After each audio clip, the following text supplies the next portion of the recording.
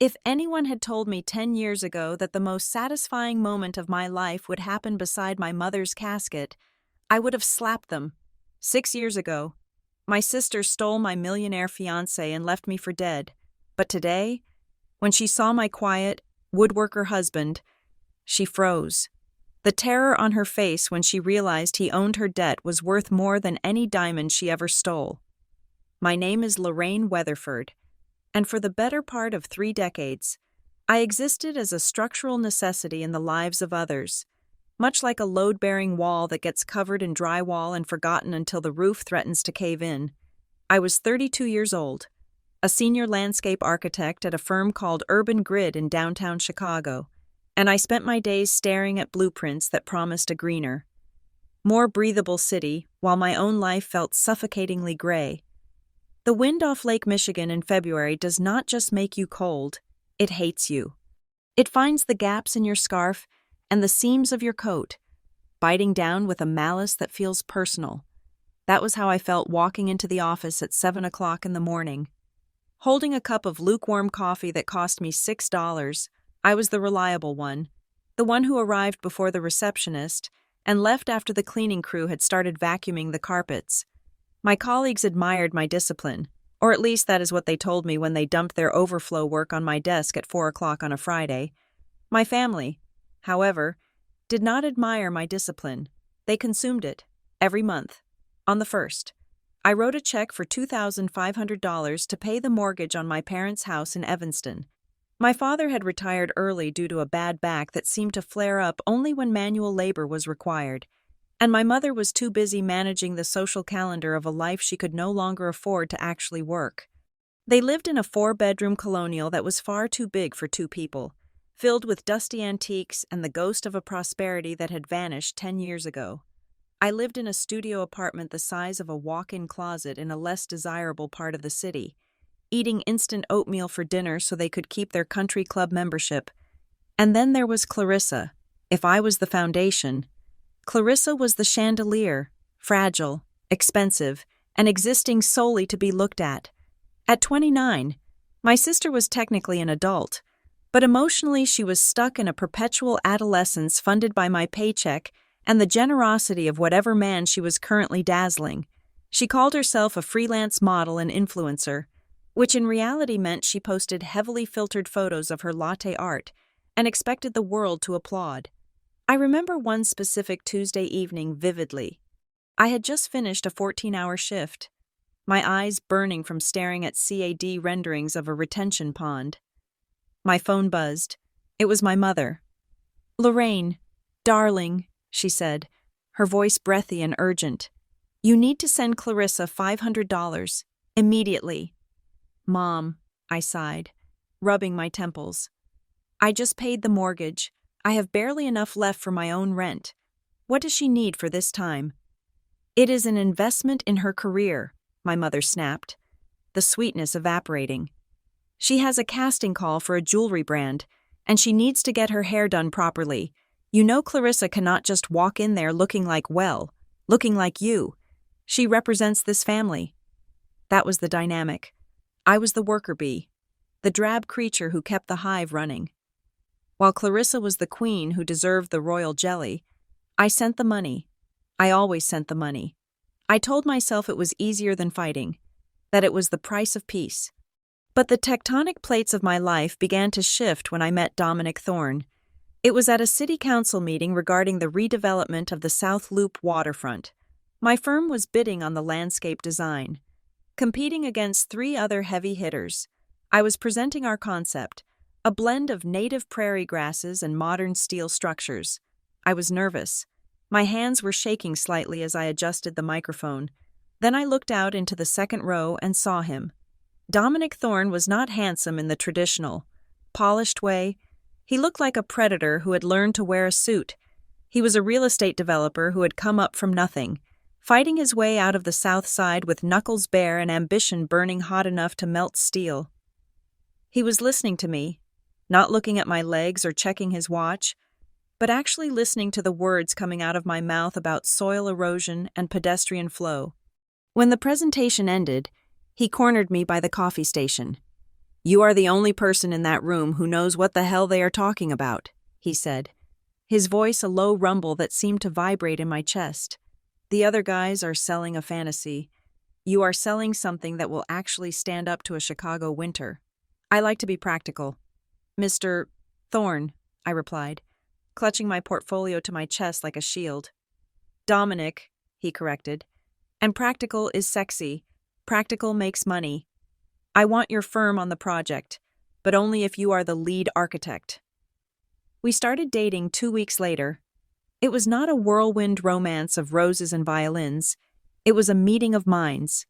We spent our dates walking through construction sites, wearing hard hats, debating the merits of concrete versus granite. We ate steaks at dimly lit chop houses, where Dominic would sketch building footprints on napkins and ask for my opinion. For the first time in my life, I felt seen. Not as a utility, but as an intellect. Dominic made me feel that my seriousness, the very quality my mother lamented as boring, was actually my greatest asset. "You ground me, Lorraine," he told me one night, looking out over the city skyline from his penthouse balcony. "Everyone else wants a piece of me. They want the money, the access. You just want to build things that last. I trust you." I fell in love with him not for his millions, but for that sentence. I fell in love with the idea that I could be someone's partner, an equal, rather than a servant. But happiness, in the Weatherford ecosystem, was a finite resource. If I had some, that meant Clarissa was being deprived. The first time she intruded was subtle. Dominic and I were having Sunday brunch at a bistro in the Gold Coast. I had told my mother about the date earlier that week, a mistake I would learn to regret. Halfway through our omelets, a shadow fell over our table. "Oh my God, Rainey!" Clarissa squealed, using the childhood nickname I detested. She was wearing a white sundress that seemed defyingly bright for the gloomy weather, and she looked, as always, spectacular.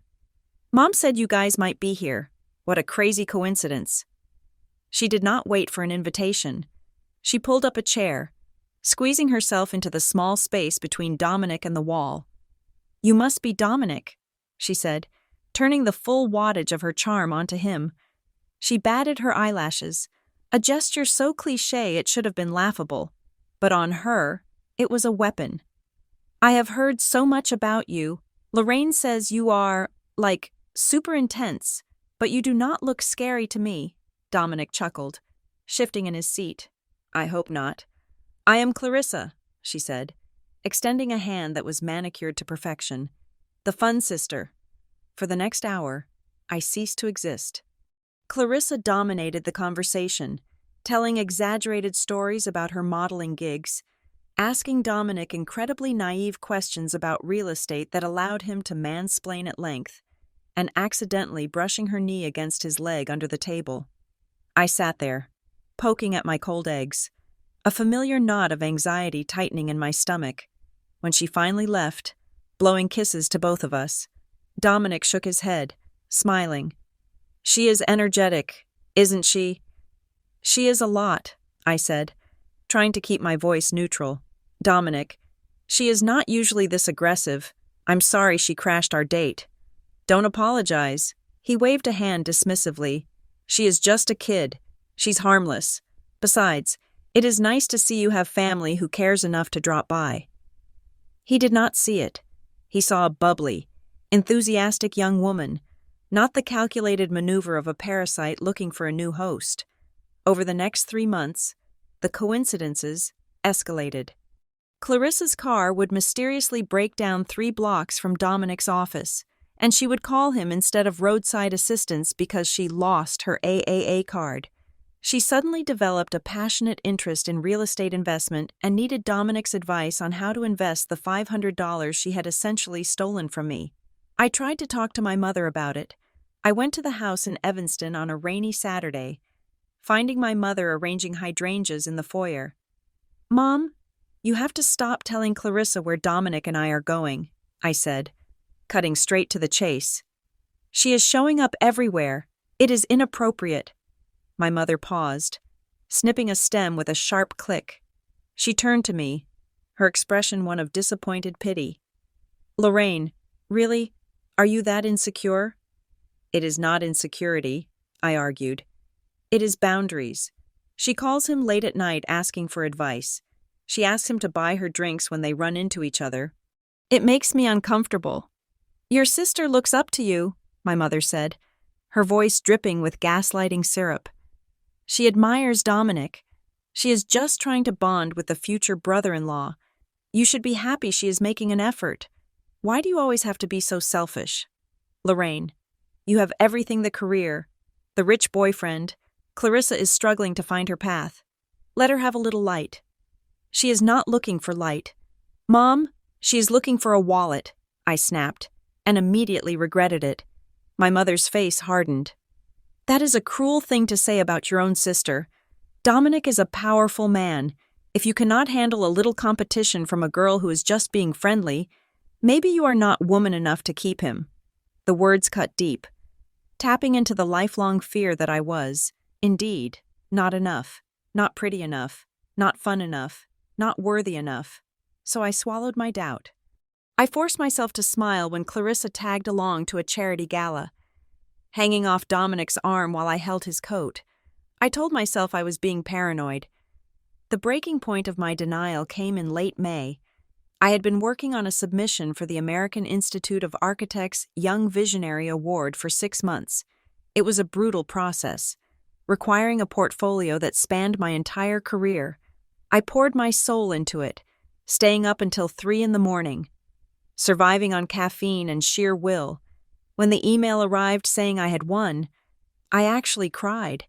It was the first time in my life I had been recognized solely for my own merit. On a national stage, I wanted to celebrate. I booked a table at Alinea, a 3-Michelin-star restaurant that required reservations months in advance. I had pulled every string I had to get us in. I invited my parents, Dominic, and yes, even Clarissa, because I wanted, just for once, for my family to toast to my success. I wore a sleek navy dress that made me feel professional and elegant. Dominic looked dashing in his tuxedo. We sat down, and the waiter poured champagne. I have some news, I began, my heart hammering against my ribs. I looked around the table. My father was checking his phone. My mother was critiquing the centerpiece. Dominic was texting his assistant. Everyone, please. They looked up. I won the Young Visionary Award, I said, a smile breaking across my face. It is the highest honor for an architect under 40 in the Midwest. They are going to publish my work in the Architectural Journal next month. That is nice. Dear, my mother said, taking a sip of wine. Does it come with a cash prize? No, Mom. It is about the prestige. Before I could finish, the double doors of the restaurant swung open, and Clarissa burst in. She was 45 minutes late. She was not wearing the cocktail attire I had specified. She was wearing a ripped denim jacket over a slip dress. Her mascara smeared down her cheeks, her hair a chaotic mess. She marched straight to our table and collapsed into the empty chair, sobbing loudly enough to turn heads at the surrounding tables. He left me, she wailed, burying her face in her hands. Justin left me. He said I was too high maintenance. The table instantly shifted axis. My award evaporated into the ether. Oh, my poor baby, my mother cooed, rushing to wrap her arms around Clarissa. Shh, shh, he is a fool. Don't cry. You will ruin your skin. He kicked me out of his apartment, Clarissa screamed, her voice cracking. I have nowhere to go. I am homeless. Dominic stood up, his face full of concern. He walked around the table and placed a hand on Clarissa's shaking shoulder. Hey, calm down. Clarissa, you are not homeless. You have family. I have nothing, she sobbed, grabbing Dominic's hand and pressing it to her wet cheek. I am all alone. I sat there, frozen. My glass of champagne was still raised halfway to my lips. No one was looking at me. No one remembered why we were there. The waiter arrived with the first course, a delicate foam of truffle and potato, and hovered awkwardly as Clarissa continued her performance. Clarissa, I said, my voice quiet but trembling with suppressed rage. "We are in the middle of a dinner. Can we discuss this calmly?" Clarissa looked up at me, her eyes red and puffy, and for a split second, I saw it, a flash of pure, cold calculation behind the tears before the mask of hysteria slammed back into place. "You are so cold. Lorraine," she shrieked. "My life is falling apart, and you only care about your stupid dinner. You are so selfish." "She is right. Lorraine," Dominic said, looking at me with a disappointment that felt like a slap. "Your sister is in crisis. The award can wait. We need to get her out of here." "I will take care of the bill," my father said, waving at the waiter to clear the untouched food. Though we all knew he meant he would put it on the credit card I paid off every month. "Come on, Clarissa," Dominic said softly, helping her stand up. He wrapped his tuxedo jacket around her shoulders, the jacket he had put on for me. "I will drive you home. You can stay in the guest suite at my place tonight if you don't want to be alone." "Thank you, Dominic," she whispered, leaning into him, looking small and defenseless. "You are the only one who understands." They walked out of the restaurant together. My parents followed, fussing over her. I was left alone at the table with 5 glasses of champagne and a bill for $1,200. I looked at the empty chair where Dominic had been sitting. I looked at the menu I had been so excited to taste. I realized then that I wasn't just invisible. I was a ghost in my own life, haunting a world that only solidified when Clarissa decided to scream. And as I watched them leave, a terrible, sinking feeling settled in my gut. Dominic didn't just feel sorry for her. He liked the chaos. He liked being the savior. And I, the woman who needed saving from nothing but her own family, was about to become the villain in their story. The diamond on my finger was flawless, a 2-carat oval cut that caught the light with a cold, aggressive brilliance. Dominic had proposed on the rooftop of his newest high-rise development, with the wind whipping my hair across my face and the city of Chicago sprawling beneath us like a circuit board of amber and steel. It was not a question so much as a merger acquisition. He had taken my hand, not with trembling reverence, but with the firm grip of a man sealing a deal, and told me that together we would build an empire. He spoke of legacy, of power, of the way our names would look etched into limestone. He did not say he loved me. I told myself that was fine. I told myself that adults built marriages on shared ambition and mutual respect, not on the flighty, transient emotions that poets lied about. But the ring felt heavy. It weighed down my left hand, a constant, glittering reminder of a contract I was struggling to read the fine print of. The cracks began to show almost immediately, and they started, inevitably, with Clarissa. We were sitting in my parents' living room 2 weeks after the engagement. I had brought over a binder of wedding ideas, small, intimate venues, native wildflower arrangements, a jazz quartet. I wanted something grounded, something that felt like me. Clarissa flipped through my binder with the disdain of a fashion editor reviewing a discount catalog. She sighed, a long, dramatic exhalation that signaled my taste was objectively wrong. "Lorraine, this is depressing," she said, tossing the binder onto the coffee table. "Wildflowers. You are marrying Dominic Thorne, not a park ranger. You need orchids. You need imported white roses. Thousands of them."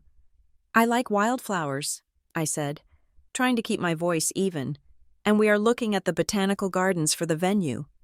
"The botanical gardens," Clarissa laughed, a sharp, tinkling sound.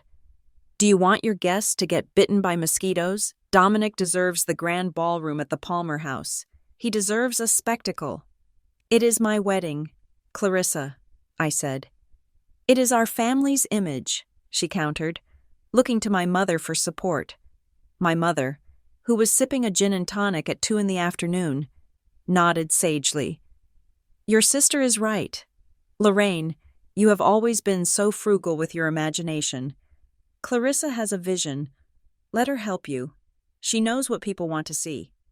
"I am appointing myself your maid of honor," Clarissa declared, clapping her hands. "Someone has to save you from yourself. I will talk to Dominic. He will agree with me. And he did. That was the first fracture. When I brought up the venue dispute with Dominic later that night, expecting him to side with my desire for a low-key ceremony, he poured himself a scotch and shrugged. Clarissa has a point. Lorraine, he said, loosening his tie. I have investors coming. The mayor might show up. We cannot have them walking through dirt paths.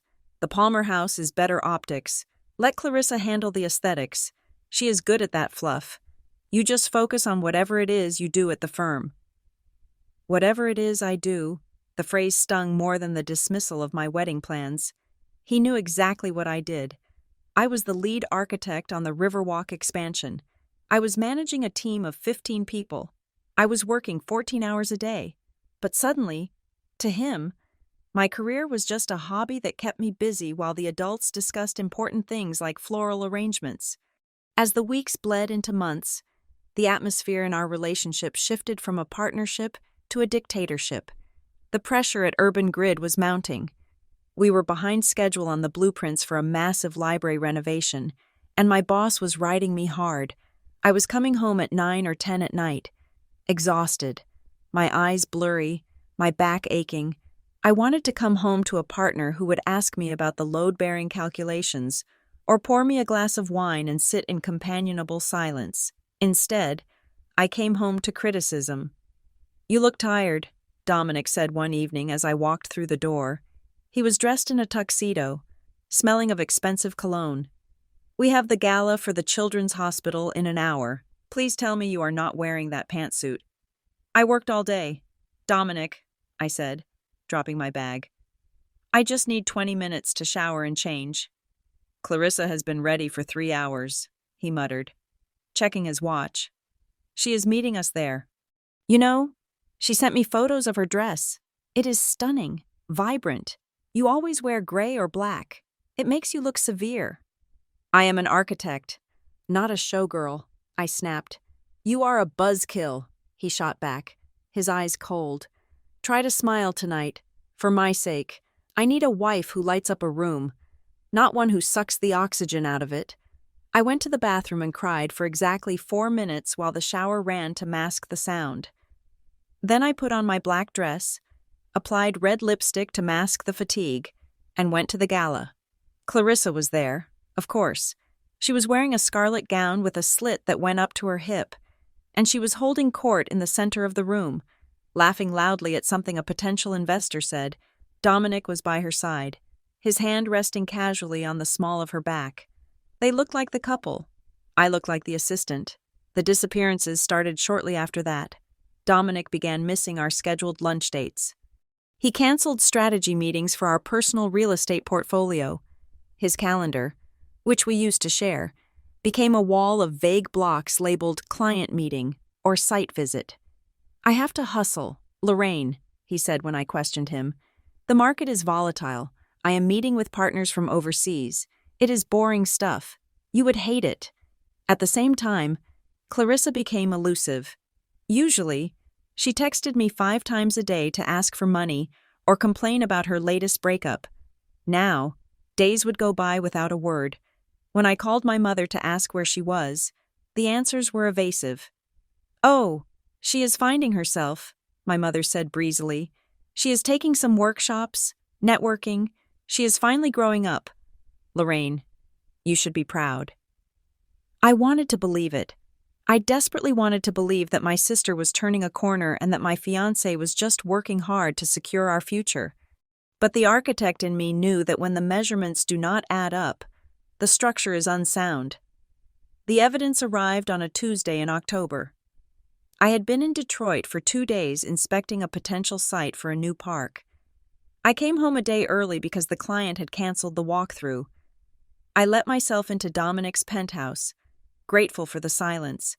I decided to be the good fiancé my mother was always harping about. I would do something domestic. I gathered Dominic's dry cleaning. As I was checking the pockets of his charcoal suit jacket, the one he had worn the previous Thursday when he supposedly had a late negotiation with a steel supplier, my fingers brushed against a piece of stiff paper. I pulled it out. It was a receipt. It was from the Golden Lotus, A spa in the West Loop that cost more for a facial than I spent on groceries in a month. The receipt was dated last Thursday at 2 in the afternoon. It was for the Emperor's Retreat package. 2 massages. 2 facials, champagne service, total cost $850. I stared at the slip of paper, my breath hitching in my throat. Dominic hated spas. He called them a waste of time and money. He had never, in the entire year we had been together, gotten a massage. Maybe it was a gift, I whispered to the empty room. Maybe he bought a gift certificate for a client's wife. But the timestamp was for a service rendered, not a gift card purchase, and there was a second line item, add-on lavender aromatherapy client C. Clarissa Weatherford. The world tilted on its axis.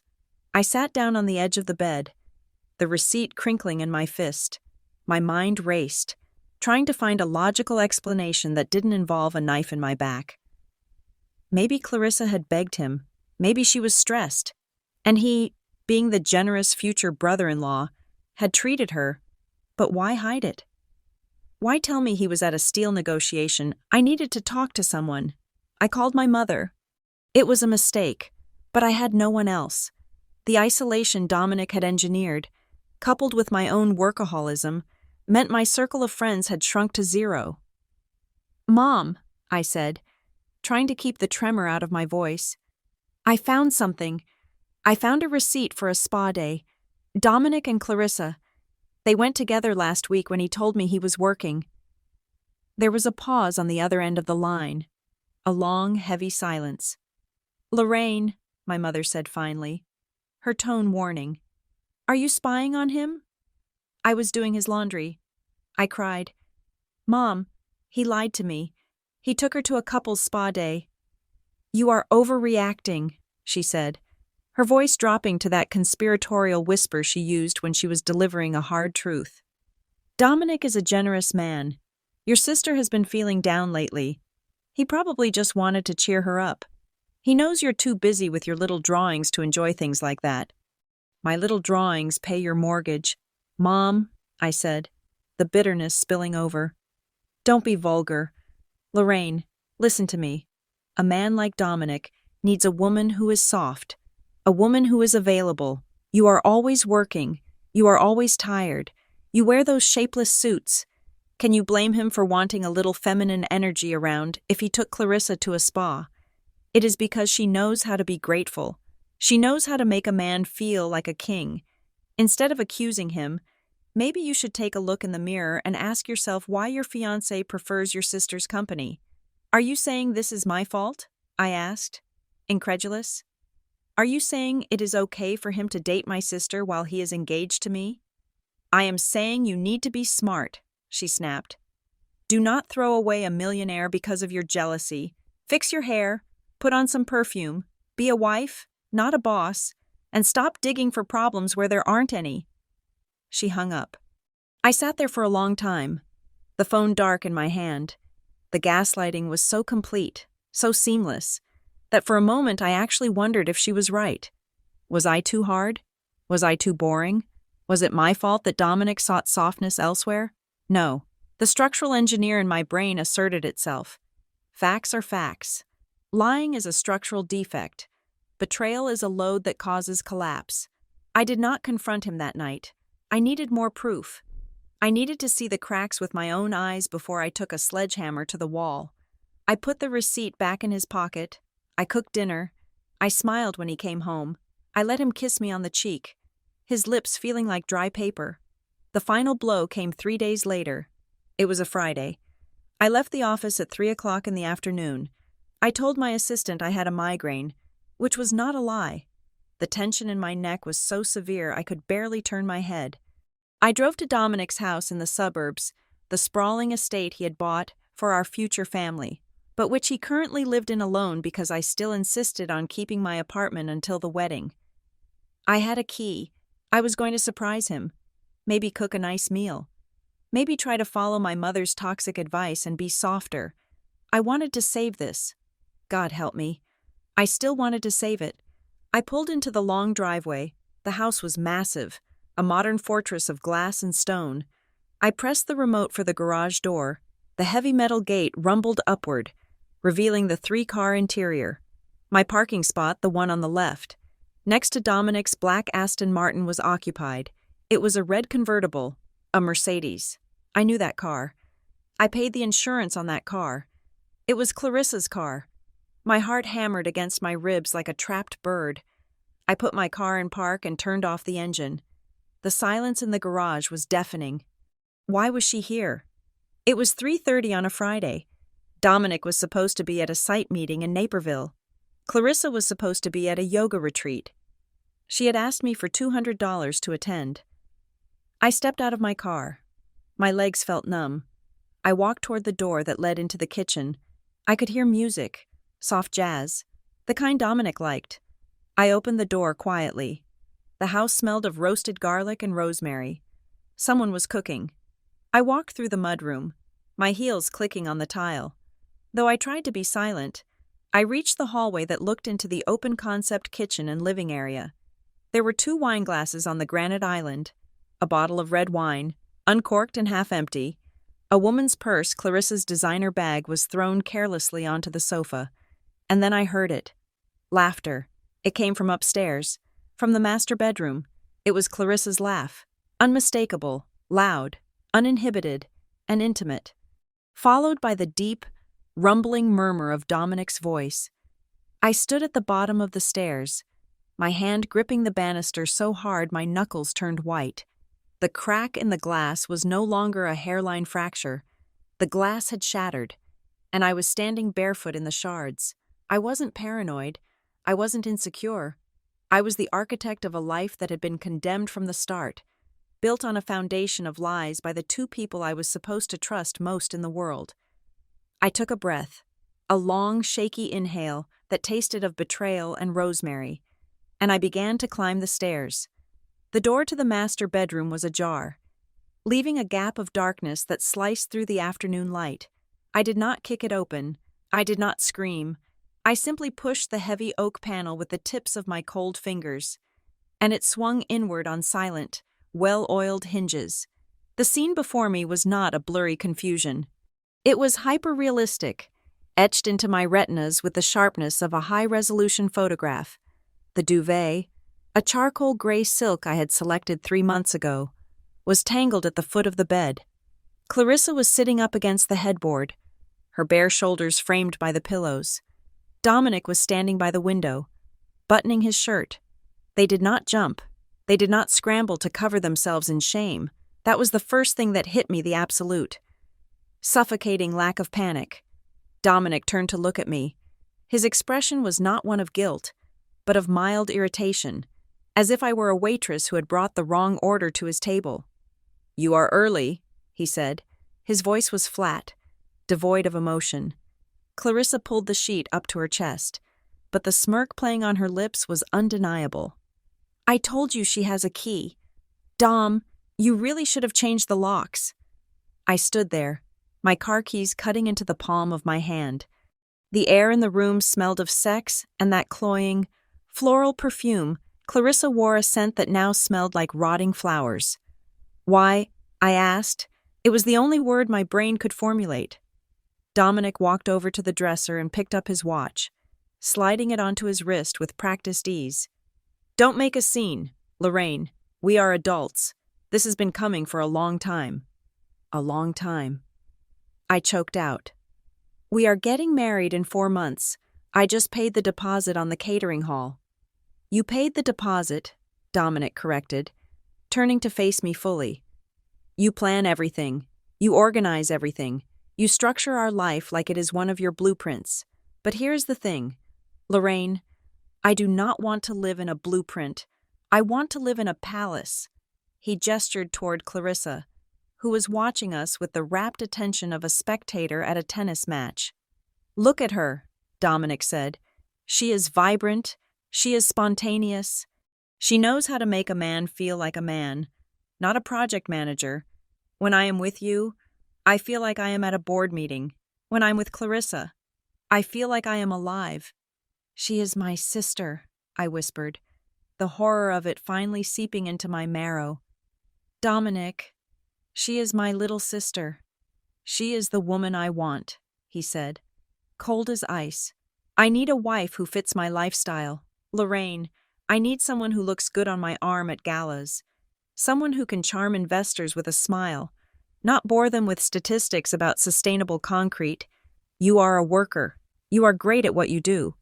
But you are a worker in a vest. Clarissa is a prize. I looked at Clarissa. And you? Do you have anything to say? She shrugged, a gesture of elegant indifference. It is not my fault. Rainey, we have a connection. It is fate. You cannot fight true love just because it is inconvenient. Besides, you were always too serious for him. You were dragging him down. I turned and ran. I did not grab my things. I did not slap them. I ran because if I stayed in that room for one more second, I would have shattered into a million pieces right there on the floor. And I refused to let them see me break. I drove blindly, tears blurring the highway into streaks of red and white light. My instinct, honed by 30 years of conditioning, was to go home, not to my empty apartment, but to the house in Evanston, to my parents. They were the arbiters of my reality. They would fix this. They would be furious. They would cast Dominic out. They would finally see what a monster Clarissa was. I arrived at their house just as the sun was setting. Casting long, bruised shadows across the lawn I paid to have mowed. I burst into the kitchen, gasping for air. My mother was chopping vegetables. My father was sitting at the table, reading the financial section of the newspaper. Lorraine, my mother looked up, frowning at my tear-streaked face. What on earth is the matter? You look a fright. Dominic, I gasped, collapsing into a chair. Dominic and Clarissa. I caught them. In bed. Together. The silence that followed was not the silence of shock. It was the silence of calculation. My father slowly lowered his paper. My mother set down her knife, wiping her hands on a dish towel. They exchanged a look, a quick, unreadable glance that passed between them like a secret currency. Well, my mother said, turning back to me, I suppose it was bound to happen eventually. I stared at her. What? Clarissa has always had a way with men. Dear, she said, her voice terrifyingly calm. And Dominic is a very demanding man. We knew they were spending time together. We hoped you would be understanding. Understanding, I screamed, standing up so abruptly my chair clattered to the floor. He is my fiancé.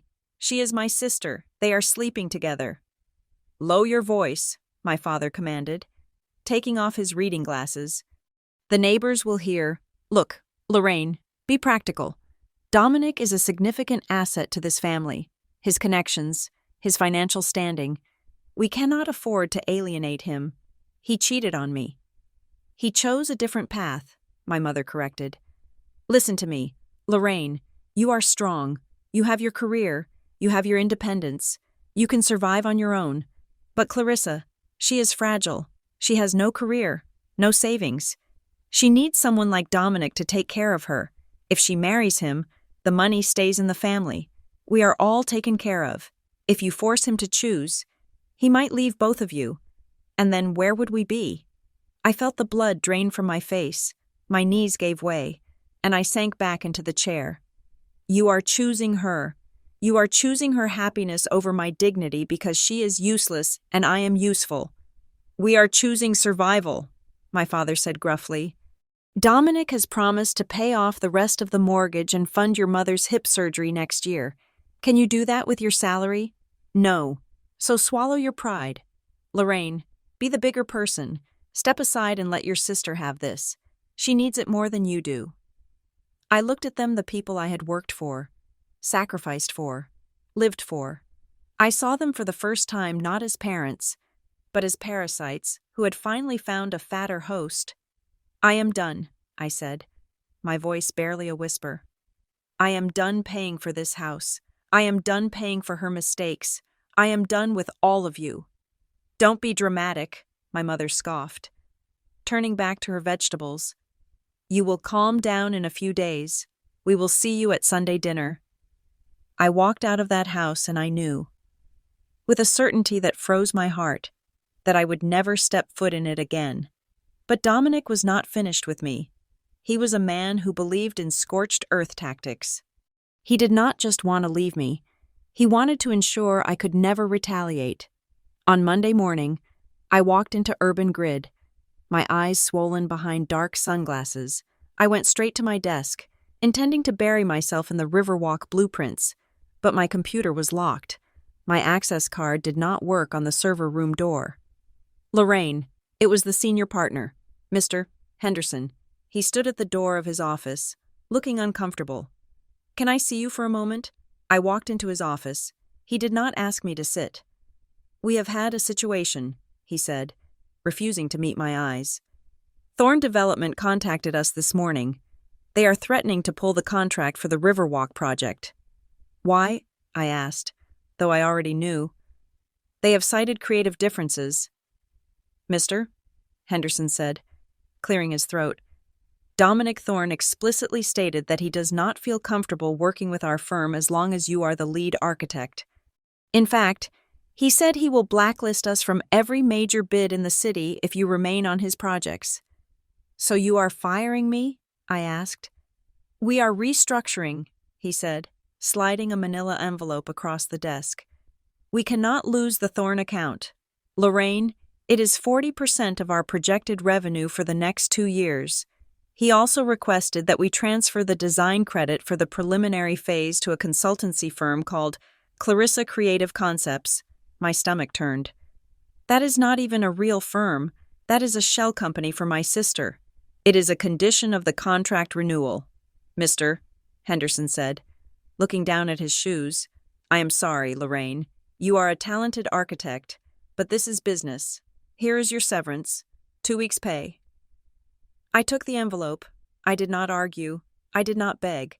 I realized then that my talent, my hard work, my 14-hour days meant nothing against the crushing weight of money and power. I walked out of the building with a cardboard box holding my stapler, a few awards, and a cactus.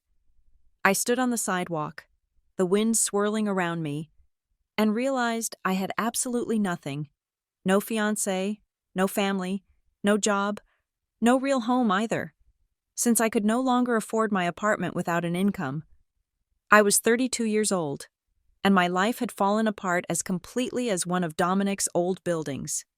I spent the next 3 days moving through life on autopilot. I did not drink. I did not sleep. I methodically dismantled the life I had built. I listed my furniture on Craigslist and sold everything for almost nothing. My sofa, my books, my dining table gone. I ended the lease on my apartment, paying the penalty fee with the last of my savings. I packed only what would fit into the bed of a rusted Ford F-150 pickup truck I bought for $2,000 from a guy in a parking lot. I did not know where I was going. I only knew I had to head south. Away from the cold, away from the steel and glass canyons of Chicago that now felt like prison bars. I looked at a map. Savannah, Georgia. I had read about it in an architectural history book once, a city of squares, of moss-draped oaks, of buildings that had survived fires and wars. It sounded like a place where things endured. It sounded like a place where a broken person could hide. On my last morning, I drove the truck to the edge of Lake Michigan. The water was a turbulent, angry gray, mirroring the sky. I stood on the concrete barrier, the wind tearing at my coat. My phone buzzed in my pocket. It was a text from my mother. "Clarissa says you are being unreasonable about the bridesmaids' dresses. Call me immediately. We need to discuss your contribution to the wedding budget." They did not even know I was gone. They did not know I had been fired. They still expected me to pay. They still expected me to serve. I looked at the phone. It was the leash they used to choke me. I wound up my arm and threw it. I watched the black rectangle spin through the air, catching a glint of the weak morning light, before it plunged into the freezing water. It vanished without a splash, swallowed instantly by the waves. Silence. For the first time in my life, there was absolute silence. I climbed into the truck. The engine coughed and sputtered before roaring to life with a rough, unrefined growl. I did not look in the rearview mirror as I merged onto the highway. Heading south, I left Lorraine the architect, Lorraine the dutiful daughter, Lorraine the shadow, drowning in the lake. The woman driving the truck had no name, no past, and no destination but survival. I was empty, but in that emptiness, I felt the first terrifying spark of freedom. Savannah was not just a city, it was a sensory immersion, a complete and total rejection of everything I had known in Chicago. The air here was heavy, draped over my shoulders like a warm, wet blanket, smelling of brine from the river and the sweet, decaying scent of Spanish moss.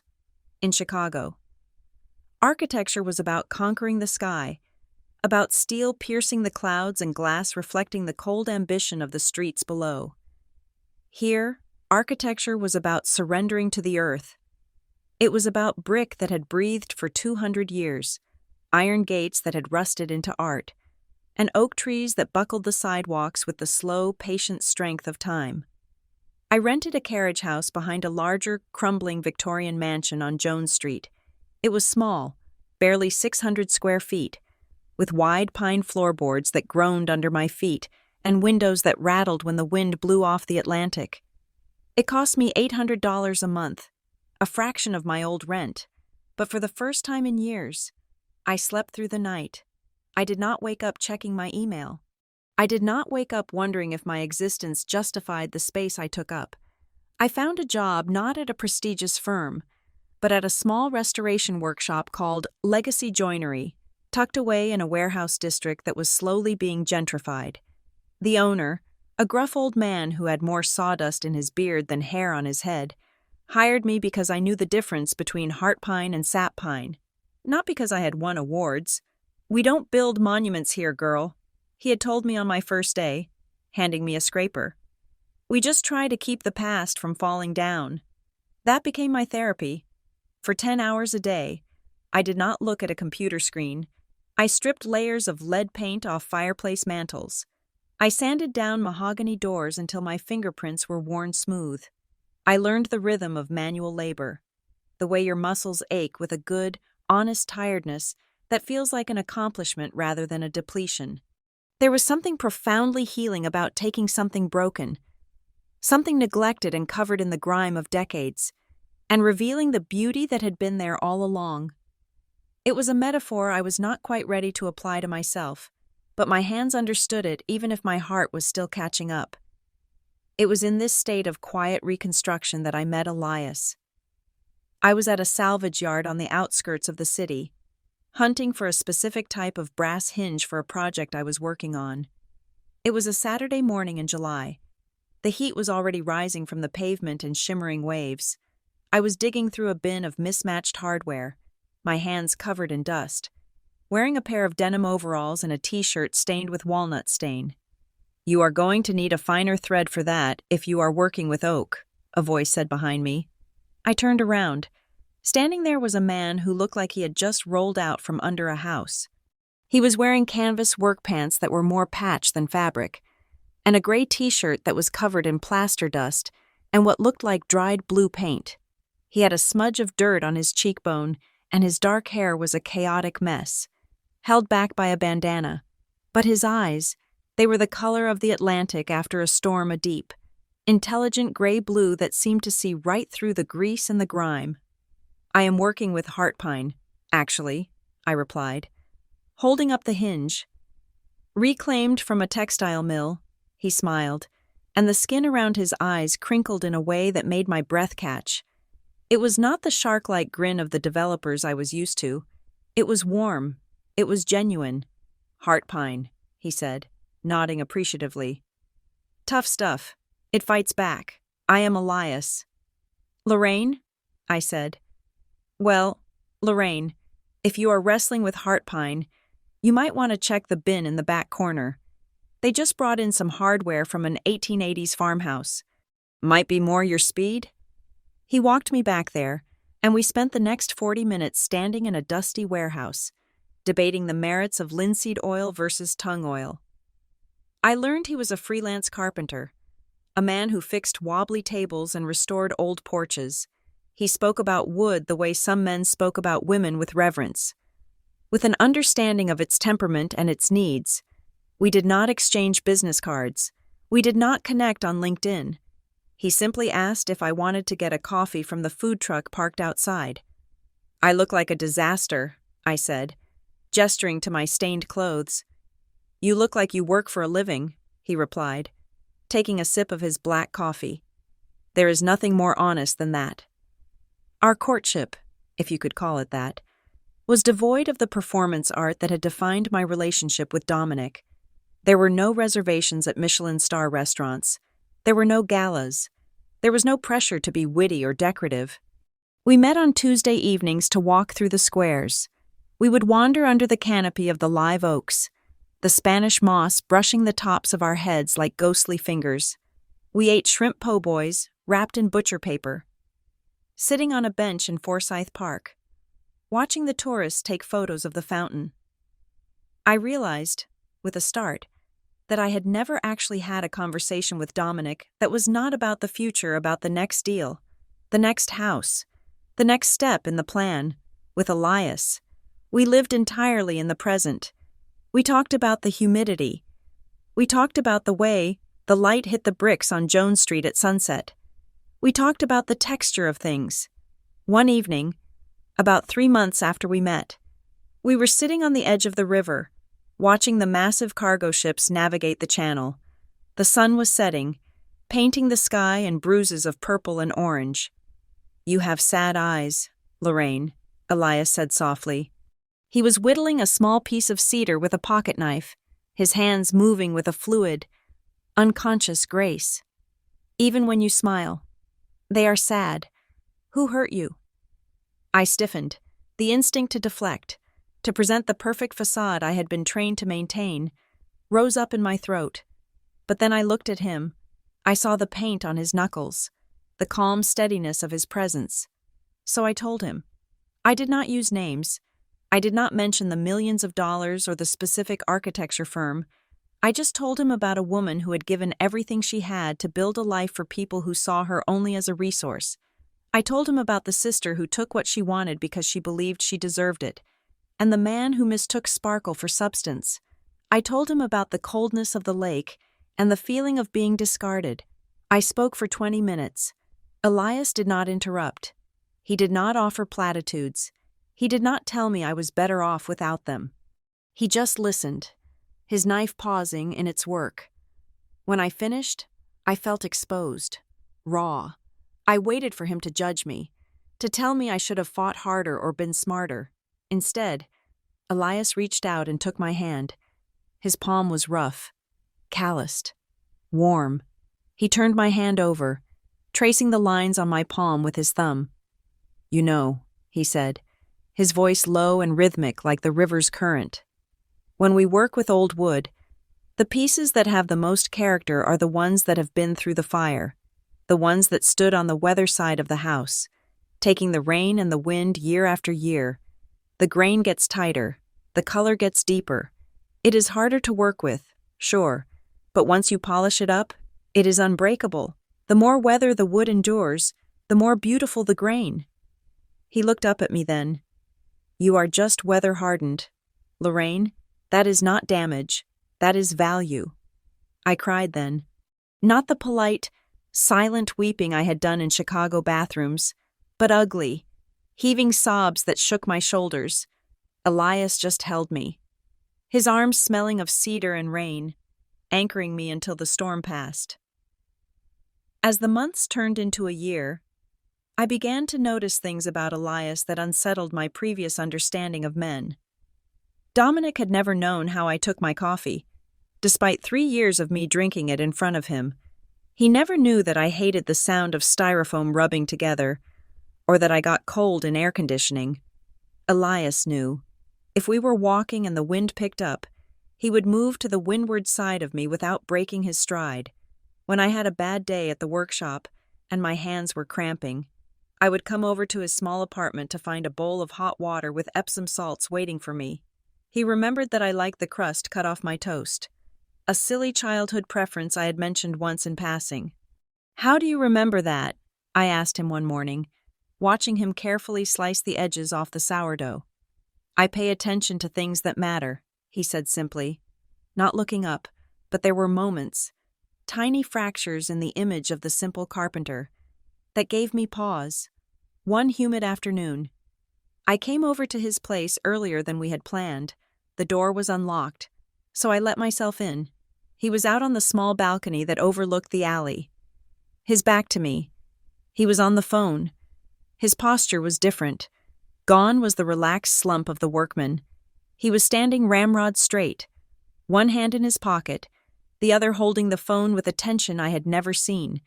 And he was speaking French. "Non, c'est inacceptable," he snapped, his voice hard, commanding, stripping away the gentle southern drawl I had grown to love. "Je veux que le rapport soit sur mon bureau demain matin, et dites à Dubois que s'il échoue encore, il est fini, compris? No, that is unacceptable. I want the report on my desk tomorrow morning, and tell Dubois if he fails again. He is finished. Understood." I froze in the kitchen doorway. The tone was not that of a man who fixed porches. It was the tone of a man who moved armies. It was the tone of a CEO, a general, a king. He hung up the phone and turned around. For a split second, his face was a mask of cold, ruthless authority. Then, he saw me. The mask dissolved instantly, replaced by the soft, welcoming smile of my Elias. "Lorraine," he said, walking toward me, wiping his hands on his pants as if wiping away the persona I had just witnessed. "I didn't hear you come in." "I just got here," I stammered. "I didn't know you spoke French." "Oh, that."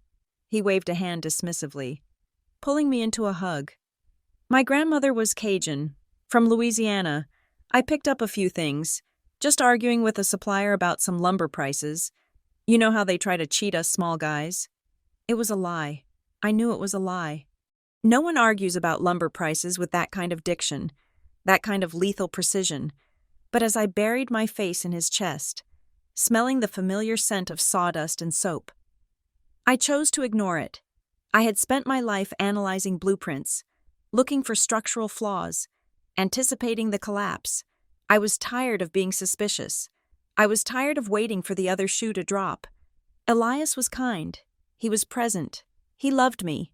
If he had secrets, if he had a side of him that spoke French and sounded like a tyrant, surely it did not matter as long as that side was never turned toward me. I kissed him, pushing the doubt into the back of my mind, sealing it behind a wall I hoped would hold. "I brought peaches," I said. "Let's make a cobbler."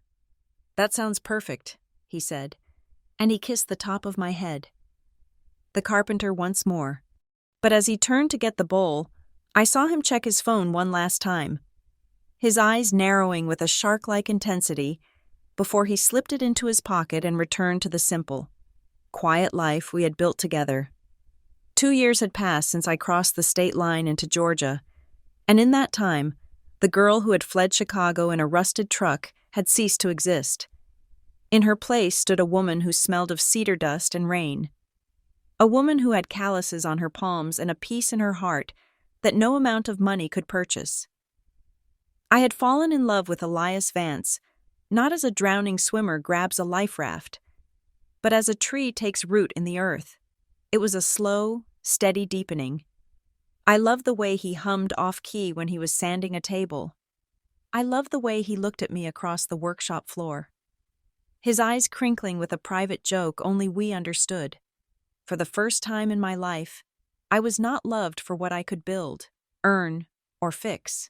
I was loved simply because I was there. One humid Sunday afternoon in September, Elias asked me to take a ride with him. We drove out past the manicured squares of the historic district, into a part of Savannah that the tourists never saw. It was a neighborhood of boarded-up windows and overgrown lots, where poverty hung heavy in the air like humidity. He pulled the truck over in front of a derelict brick warehouse. The roof was sagging, and the windows were jagged teeth of broken glass, but the bones of the structure were solid.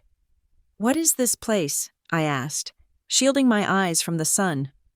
"This," Elias said, leaning against the hood of the truck. "Is the future?" He looked at the ruin with the same tenderness he showed me. "I bought this lot last week. It took me 3 years of saving. But I finally got the deed. I want to build a community center here. Lorraine, a place where kids from this neighborhood can learn a trade, woodworking, metalwork, graphic design. A place where they can be safe and create something with their hands, so they do not have to rely on anyone else to give them worth." He turned to me, his expression vulnerable. "But I am just a carpenter. I can fix the beams, but I cannot see the whole picture. I do not know how to make the light flow or how to arrange the space so it breathes. I need an architect. I need you." I felt a lump form in my throat. Dominic had wanted my talent to build high-rises that scraped the sky and intimidated the poor. Elias wanted my talent to build a sanctuary for them. "You want me to design it?" I asked. "I would not trust anyone else," he replied. That night, for the first time in 2 years, I opened my drafting software. I did not feel the old anxiety or the pressure to perform. I felt inspired. I worked for 3 weeks straight, sketching late into the night while Elias made tea and rubbed my shoulders. I designed a space that was flooded with natural light, using the original brickwork and exposed beams to honor the building's history, but adding modern glass atriums to signify the future. When I showed him the final renderings, Elias stared at the screen for a long time. When he finally looked at me, his eyes were bright with unshed tears. "It is perfect," he whispered. "You are a magician, Lorraine." We got married a month later. There was no engagement ring the size of a skating rink. There was no announcement in the society pages. We went to the courthouse on a Tuesday morning. I wore a simple white linen dress I had found at a vintage shop, and Elias wore a navy blazer over a crisp white shirt. The only witness was the court clerk, a woman named Mrs. Higgins who smelled of peppermint. When we exchanged rings, simple gold bands that Elias had made himself, I looked at his hands. They were rough, stained with walnut dye, and utterly beautiful. I promised to love him in poverty and in wealth, in sickness and in health. And for the first time, I understood what those words meant. I was not marrying a merger. I was marrying a man. Our life was simple, but outside our bubble, the world I had left behind was burning. I still checked the industry news occasionally, a habit hard to break. The headlines about Thorn Development were becoming increasingly dire. Dominic's flagship project, a massive luxury condo complex called The Pinnacle, was stalled. There were rumors of permit issues, environmental violations, and unpaid contractors. One article in the Chicago Tribune caught my eye. Thorn Development seeks emergency liquidity as interest rates rise. The gossip columns were even more vicious regarding Clarissa. She was apparently spending money as fast as Dominic could borrow it.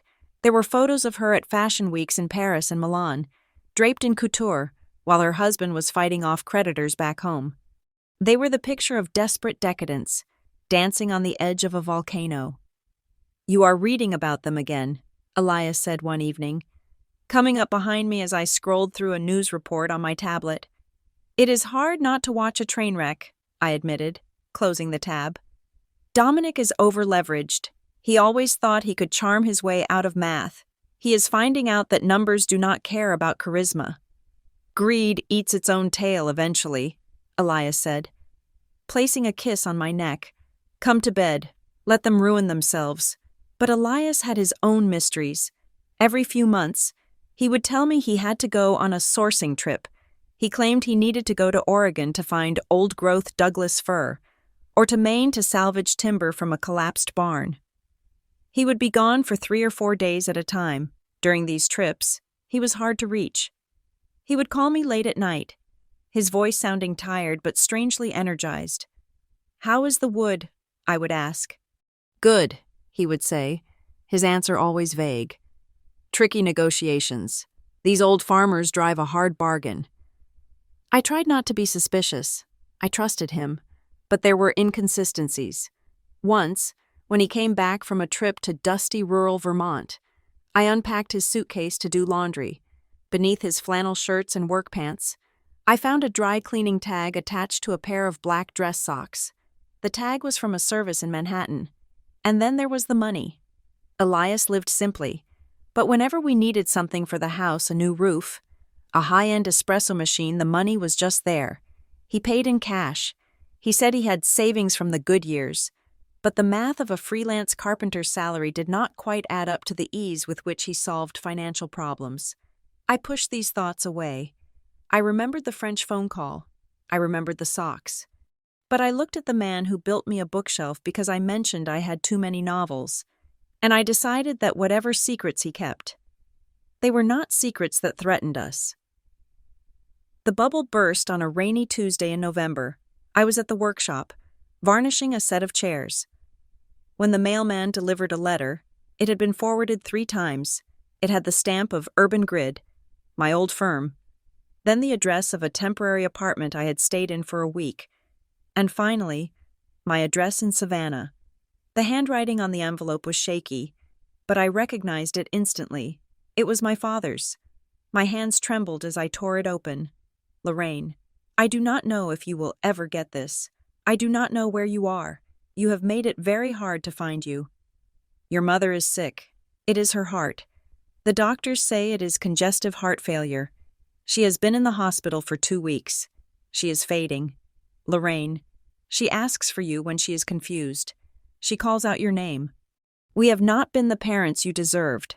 I know that now. Dominic has things that are difficult here. The house is quiet. Please, if you have any mercy left in your heart, come home to say goodbye. She does not have much time. Dad.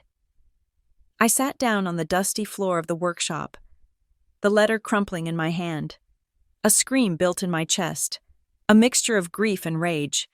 They wanted me back, after casting me out, after choosing the sister who destroyed my life. They wanted the reliable one back to handle the death. I felt a hand on my shoulder. Elias was there. He had seen the letter. He sat down beside me, pulling me into his lap right there on the dirty floor. He read the letter over my shoulder, his silence heavy and comforting. I am not going, I said, my voice shaking. I cannot go back there, Elias. They will destroy me again. They just want me to fix things. That is all I ever was to them, a fixer. You are not a fixer anymore, Elias said softly. You are a builder. There is a difference. He took the letter from my hand and folded it carefully. Lorraine, if you do not go, you will carry this ghost for the rest of your life. You will wonder. You will have nightmares about what you didn't say. You do not go for them. You go for you. You go to close the door properly, so it doesn't keep swinging open in the wind. I am afraid, I whispered. I am afraid of feeling like that small, invisible girl again. I am afraid of seeing Dominic. I am afraid of Clarissa's smirk. You are not that girl anymore, Elias said firmly, turning my face so I had to look at him. And you will not be alone. I am coming with you. I looked at him in panic. No, Elias, you cannot come. Why? His brow furrowed. I am your husband. You do not know them, I said, standing up and pacing the small room. They are snobs. Elias, they are judgmental. Cruel people. They care only about money and status. If I bring you a carpenter in work boots to my mother's deathbed, they will eat you alive. Clarissa will mock you. Dominic will humiliate you. I cannot watch them treat you like you are beneath them. I was protecting him. I loved him too much to expose him to the toxic radiation of the Weatherford ambition. I wanted to keep him safe in Savannah, where he was respected, where he was a king of his own domain. Elias stood up slowly. He brushed the sawdust off his knees. A strange expression crossed his face, a look of amusement mixed with a cold, hard resolve. Let them try, he said. You do not understand, I pleaded. Clarissa is vicious. She will make jokes about your clothes. She will ask how much money you make. Dominic will treat you like the help. Please, Elias, let me go alone. I can handle it. I don't want you to see where I come from. I am ashamed of it. Elias walked over to me and took my face in his hands. His thumbs stroked my cheekbones. Lorraine, look at me. Do you think I am afraid of a failed real estate developer and an Instagram model? They are rich, I argued weakly. They have power. Elias laughed then. It was a dry, dark sound. Power is not a loud suit and a leased sports car. My love, power is being able to walk into a room and not care what anyone thinks of you, because you know exactly what you are holding in your hand. He kissed my forehead. We are going to Chicago, he stated, and the tone was the one I had heard on the phone that day, the voice of absolute command. Pack your bags, and do not worry about my clothes. I own a suit. But the tickets, I said, my mind racing to practicalities. Flights to Chicago booked last minute are $600 each. We cannot afford that right now. I have some airline miles, he said smoothly. Don't worry about the cost. We are going to bury your mother, and we are going to face your past. And I promise you, Lorraine, by the time we leave that city, no one will ever make you feel small again. I looked at him, standing there in his stained t-shirt, radiating a confidence that made no sense for a man of his station. And yet, I believed him. I didn't know why, but I believed him. Okay, I whispered. We go together. Together, he echoed. He walked away to call the airline, and I stood there, clutching the letter, unaware that I was about to bring a lion into a den of hyenas, and the hyenas had absolutely no idea what was coming for them. The flight back to Chicago felt like traveling backward through time. As the plane descended through the thick, gray cloud cover that perpetually seemed to strangle the city, I felt the old tightness return to my chest. It was a physical sensation, like a corset being laced too tight, restricting my breath. Beside me, Elias was calm. He held my hand, his thumb tracing slow, rhythmic circles on my skin, a silent metronome keeping me grounded in the present. He was wearing a charcoal gray suit he had bought off the rack at a department store in Savannah for $200. It fit him because he was fit, but the fabric lacked the sheen of Italian wool, and his shoes were polished leather work boots, not loafers. To anyone else, he looked neat and respectable. To the Weatherfords, I knew he would look like a failure. We took a cab to Northwestern Memorial Hospital. The city rushed by steel, concrete, aggression. I had forgotten how loud Chicago was, how everyone seemed to be shouting even when they were silent. We took the elevator to the cardiology wing on the 12th floor. The air smelled of antiseptic and stale coffee, the universal scent of waiting for bad news. I hesitated at the door to room 412. My hand hovered over the push plate. I am right here, Elias whispered, his voice low and steady. I am not going anywhere. I pushed the door open. The room was a private suite, likely one of the most expensive in the hospital, filled with floral arrangements that were already beginning to wilt. The petals of white lilies were curling brown at the edges, drooping in the recycled air, and there they were, the cast of the tragedy that had been my life. Clarissa was sitting in a leather armchair near the window, scrolling through her phone. She looked up as we entered, and for a split second, I saw a flicker of genuine shock. It had been 6 years. I was no longer the hunched, exhausted architect in ill-fitting pantsuits. I was tanned from the Georgia sun. My hair was longer and looser, and I stood with the posture of a woman who carried her own weight. But the shock was quickly replaced by a familiar, sneering appraisal. Clarissa scanned me from head to toe, her eyes lingering on my simple wool coat and my lack of jewelry. She was wearing a black designer dress that I recognized from a Vogue spread 3 seasons ago. It was beautiful, but it was too tight.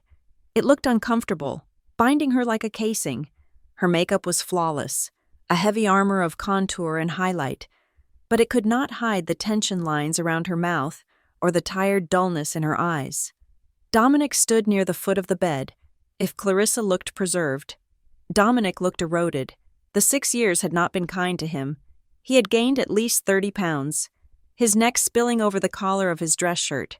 His hair, once his pride, was thinning aggressively on top, revealing a shiny scalp that perspired under the fluorescent lights. He looked inflated, puffy, as if he were retaining water and stress in equal measure. "Lorraine," Clarissa said, not standing up. Her voice was scratchy. "You actually came. We were taking bets on whether you would ghost us again." "Hello?" "Clarissa," I said, my voice surprisingly steady. "Hello?" "Dominic." Dominic looked at me. Then his eyes slid immediately to Elias. He puffed out his chest, an instinctive, territorial gesture of a man who feels threatened. "And this must be the husband," Dominic said, stepping forward but not offering his hand. He looked Elias up and down, taking in the cheap suit and the work boots. A smirk, oily and satisfied, spread across his face. "Lorraine, you didn't tell us you married a bodyguard." "This is Elias," I said, stepping closer to him. "My husband, Elias Vance," Elias said, nodding politely. He did not seem offended. He looked at Dominic with a mild curiosity, like a scientist observing a specimen in a jar. "Vance," Dominic repeated, testing the name. "Don't know any Vances in Chicago. What line of work are you in?" "Elias Finance Law." "I work with wood," Elias replied simply. "I restore old structures and repair broken foundations." Clarissa let out a sharp, incredulous laugh. She leaned over to Dominic, whispering loud enough for the entire room to hear. "A carpenter. Dom. She married a handyman. I told you she had given up." Dominic's shoulders relaxed. The threat was gone. In his mind, a man who worked with his hands was invisible, a utility to be hired and fired, not a peer. "That is honest work," Dominic said, his tone dripping with condescension. "Good for you, buddy. It is hard to find good help these days. Maybe you can take a look at my deck sometime. The teak is warping." "I am selective about the projects I take on," Elias said, his voice even. "I only work on houses that are worth saving." Dominic blinked, missing the insult entirely, or perhaps too arrogant to perceive it. My mother groaned from the bed. I walked over to her. She looked incredibly small. The formidable woman who had dictated my life with an iron fist was now a frail heap of bones under a hospital blanket. Her skin was gray, translucent like parchment paper. Wires and tubes connected her to a bank of monitors that beeped in a slow, rhythmic cadence. "Mom," I whispered, taking her hand. It felt cold and dry. Her eyelids fluttered open. It took a moment for her eyes to focus. When they landed on me, there was no light of recognition, no tearful reunion. There was only a desperate, clawing clarity. "Lorraine," she rasped. Her voice was weak, a dry rustle of leaves. "You are here." "I am here. Mom." "Good," she breathed, licking her cracked lips. "We need to talk business." I froze. "Business, Mom. Rest. We can talk later." "No time," she wheezed, her grip on my hand tightening with surprising strength. "Listen to me. Dominic is in a tight spot. The market's interest rates are temporary. Just a liquidity issue." I looked up at Dominic. He was studying the floor. His face flushed a deep, unhealthy red. Clarissa was filing her nails, pretending not to listen. "Mom, what are you talking about?" I asked. "Your father tells me you sold the apartment," she said, gasping for air between words. "You must have savings. You always saved. You were always the miser." "I have a life, Mom," I said, pulling my hand back slightly. "Clarissa needs it," my mother said, her eyes locking onto mine with a terrifying intensity.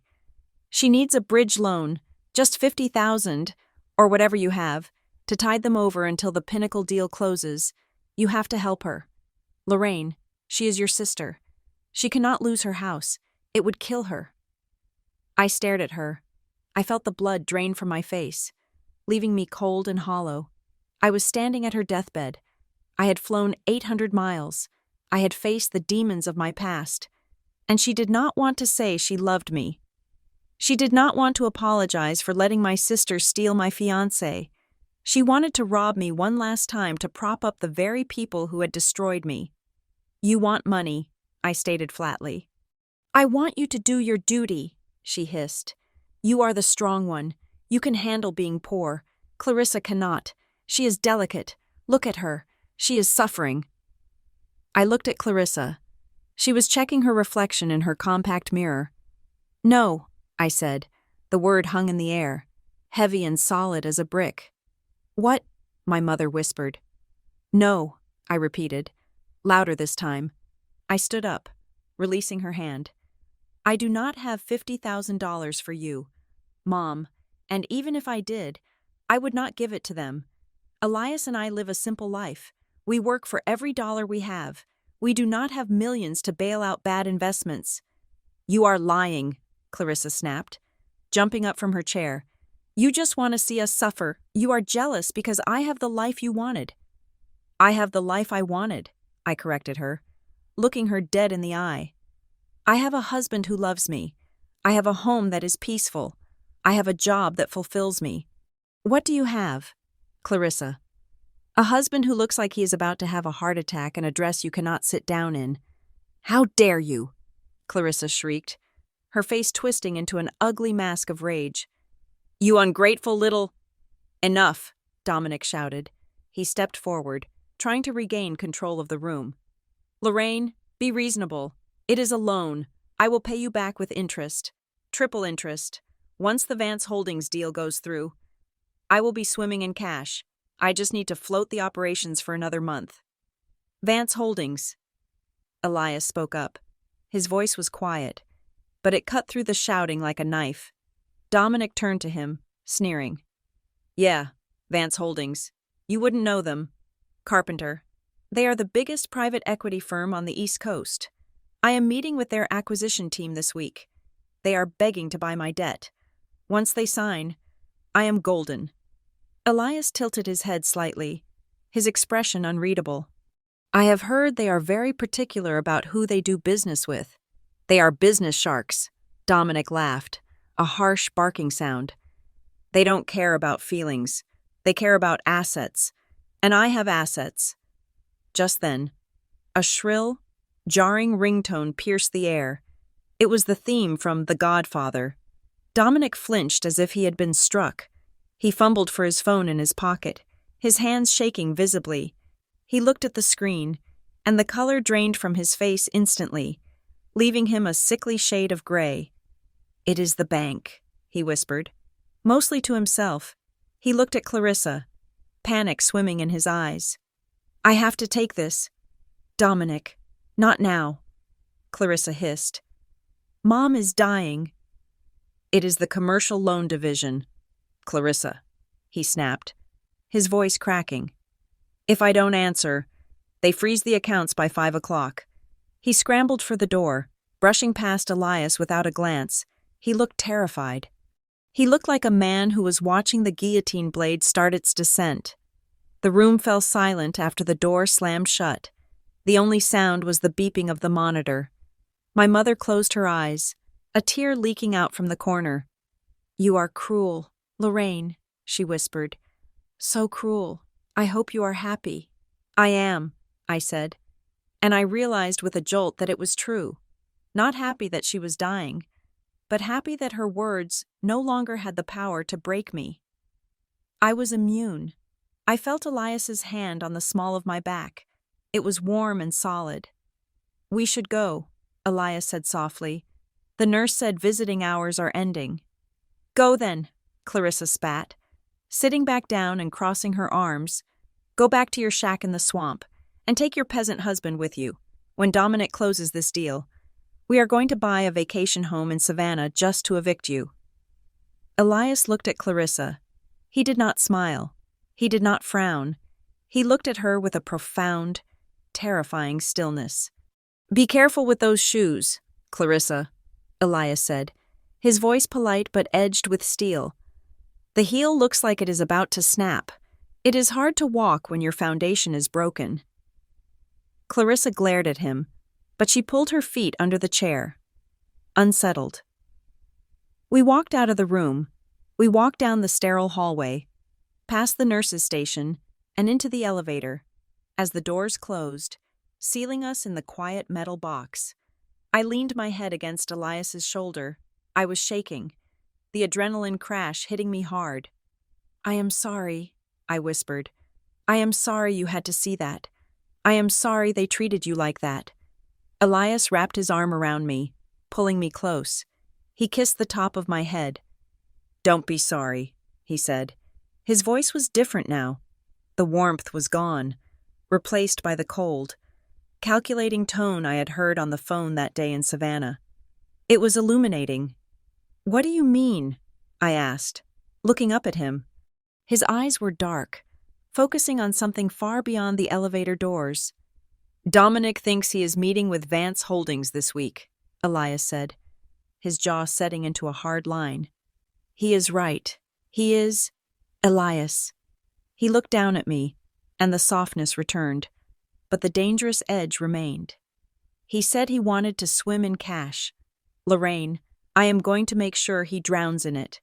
The elevator dinged, opening into the lobby. Elias took my hand and led me out into the Chicago night.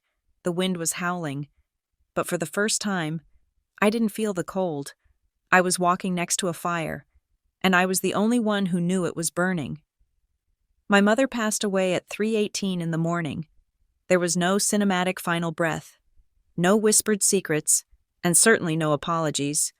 One moment the monitor was beeping with the rhythmic, mechanical insistence of a metronome, and the next, it emitted a singular, flat tone that signaled the end of the Weatherford matriarchy. The silence that followed was not profound. It was frantic. In most families, death brings a stillness, a collective pause to honor the life that has just exited the room. In my family, death was apparently the starting gun for a scavenger hunt, before the doctor had even finished pronouncing the time of death. I saw Clarissa eyeing the diamond studs in my mother's ears. She did not touch them, not with me standing there, but her gaze was hungry, calculating the carat weight against the current market value. My father collapsed, not from grief, but from the sudden removal of the spine that had held him upright for 40 years. He sat in the plastic hospital chair, looking like a marionette whose strings had been cut. "I don't know what to do." He wept, his face buried in his hands. The funeral, the arrangements, the estate. She handled everything. I don't even know where the deed to the house is. Dominic, who had been pacing the hallway making hushed phone calls, stepped into the room. The mention of the word deed acted on him like blood in the water for a shark. He walked over to my father and placed a heavy, reassuring hand on his shoulder. "Don't you worry about a thing, Bill," Dominic said, his voice oozing a sickly sweetness. "I will take care of it. I will handle the funeral home, the obituary, everything. You just focus on grieving. Hand over the paperwork to me. I will make sure the house is secured." I stood in the corner, holding Elias's hand so hard my knuckles were white. I knew exactly what secured meant in Dominic's vocabulary. It meant leveraged. It meant he was going to use my parents' paid-off home, the only asset they had left, as collateral for one last desperate loan to save his sinking ship. "Dad," I spoke up, my voice cutting through the syrup. "Maybe I should help with the arrangements. I can take a few days off. We can look at the finances together." Dominic's head snapped toward me, his eyes narrowing. "Lorraine, really? You are going to burden your father with spreadsheets at a time like this? He is devastated. Let the men handle the business. You're just there for your sister." My father looked up, his eyes red and watery. "Let Dominic handle it. Rainey, he knows these things. He is a businessman. You have enough on your plate with your little carpentry life." The dismissal was absolute. Even in death, I was the amateur, and Dominic was the professional. I looked at Elias. His face was a mask of stone, but his jaw was set so hard, a muscle twitched beneath his skin. "Let's get some coffee," Elias said softly, pulling me out of the room before I said something that would get us thrown out by security. We went down to the cafeteria. The fluorescent lights hummed with a headache-inducing frequency. We sat at a sticky table, nursing 2 cups of burnt coffee.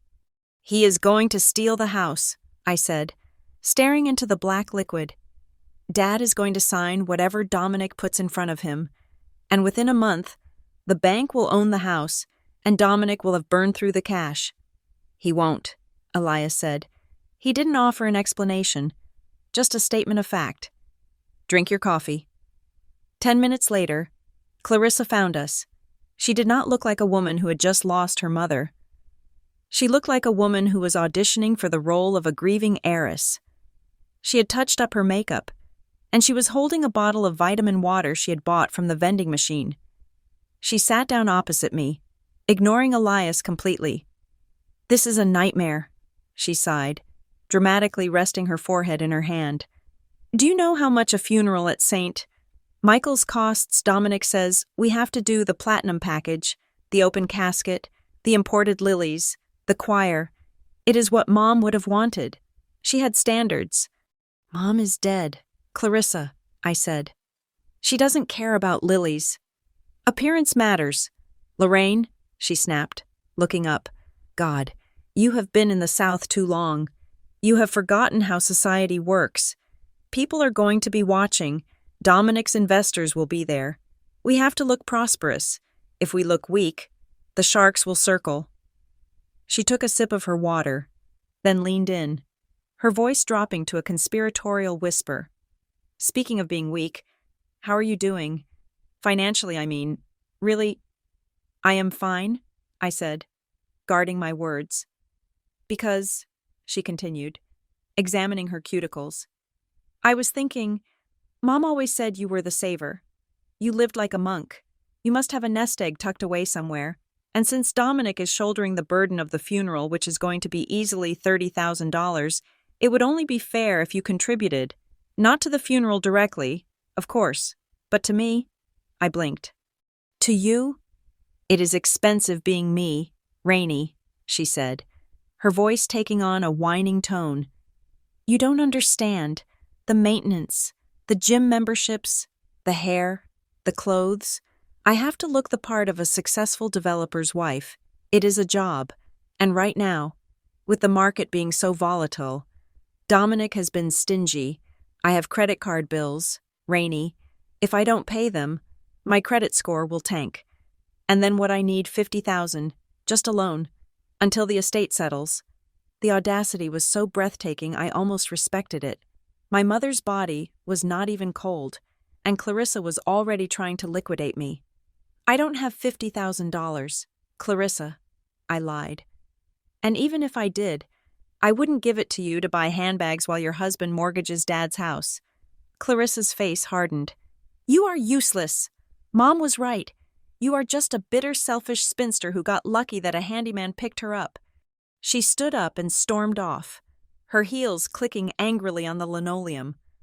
"I am going to get the car," Elias said, standing up. "I need some air. Meet me at the entrance in 10 minutes. He walked out, leaving me alone with the hum of the refrigerator. Elias walked to the parking garage. He moved with a silent, predatory grace that belonged in a boardroom, not a hospital basement. As he approached our rental car, a modest sedan parked in the shadows of the third level, he heard voices. He stopped behind a concrete pillar. It was Dominic and Clarissa. They were standing by Dominic's massive SUV, the one that probably cost more than my entire house in Savannah. "I cannot believe you asked her and she said no," Dominic was shouting, though he was trying to keep his voice down. He slammed his hand against the roof of the car. "I told you to cry. I told you to play the victim. You are an actress. Aren't you? Act." "I did cry," Clarissa shrieked back. "She is made of stone. Dom. She doesn't care. And why is it my job to beg my sister for money? You are the tycoon. You are the one who is supposed to be bringing in millions. Why are my cards getting declined at Saks? Why did the valet give me a look when I pulled up?" "Because the liquidity is tight," Dominic roared. "I told you, it is a cash flow issue. Once Vance Holdings signs the papers, we will have $20 million in the account. But until then, I need cash to keep the lights on. I need to pay the interest on the bridge loans, or they will foreclose on the Pinnacle before I can sell it." "Well, you better fix it," Clarissa hissed, stepping into his personal space. "Because I did not sign up to be poor. Dominic, I married a provider. If you cannot provide, there are plenty of other men in Chicago who can. I am still young. I am still hot. Don't think I won't walk. You wouldn't dare, Dominic sneered. You are nothing without me. Try me, she said. Fix it. Get the money. Sell the old man's house. I don't care what you do. Just make sure that check clears by Friday. She got into the car and slammed the door. Dominic stood there for a moment, breathing heavily, pulling at his collar like he was suffocating. Then he got in and peeled out of the garage. Tires screeching. Elias stepped out from behind the pillar. He watched the taillights disappear. He did not look angry. He looked like a judge who had just heard the final piece of evidence and was ready to deliver the sentence. We checked into a hotel downtown, not the Ritz, where we would have run into Dominic's creditors, but a clean, anonymous business hotel near the Loop. I collapsed onto the bed, still wearing my coat. The grief finally hit me. But it wasn't the grief of loss. It was the grief of absence. I cried because I realized that the orphanhood hadn't started today. It had started 32 years ago. I cried because my mother had died without ever really seeing me, only seeing what I could provide. I cried because my sister saw me as an ATM and my father saw me as a backup plan. Elias lay down beside me. He didn't shush me. He didn't tell me it would be okay. He just held me, letting his shirt absorb the tears and the snot and the ugly, heaving breaths. I have no one, I choked out. They are my blood, and I have no one. You have me, Elias said, his voice rumbling against my ear. And that is enough. We are your family now, the family you choose. I fell asleep from sheer exhaustion around 9 o'clock. Elias did not sleep. He waited until my breathing was deep and even. Then, he stood up and walked quietly to the balcony. The wind off Lake Michigan was freezing, biting at his skin, but he didn't seem to feel it. He pulled a second phone from his inner jacket pocket, a sleek, encrypted device that he never used in Savannah. He dialed a number. It rang once. Yes, sir. A voice answered instantly, crisp, professional, terrified. It is time, Elias said. The wind whipped his hair, but his voice was steady as granite. We are ready on your command, Mr. Vance, the voice replied. I want the Thorne development file opened, Elias said.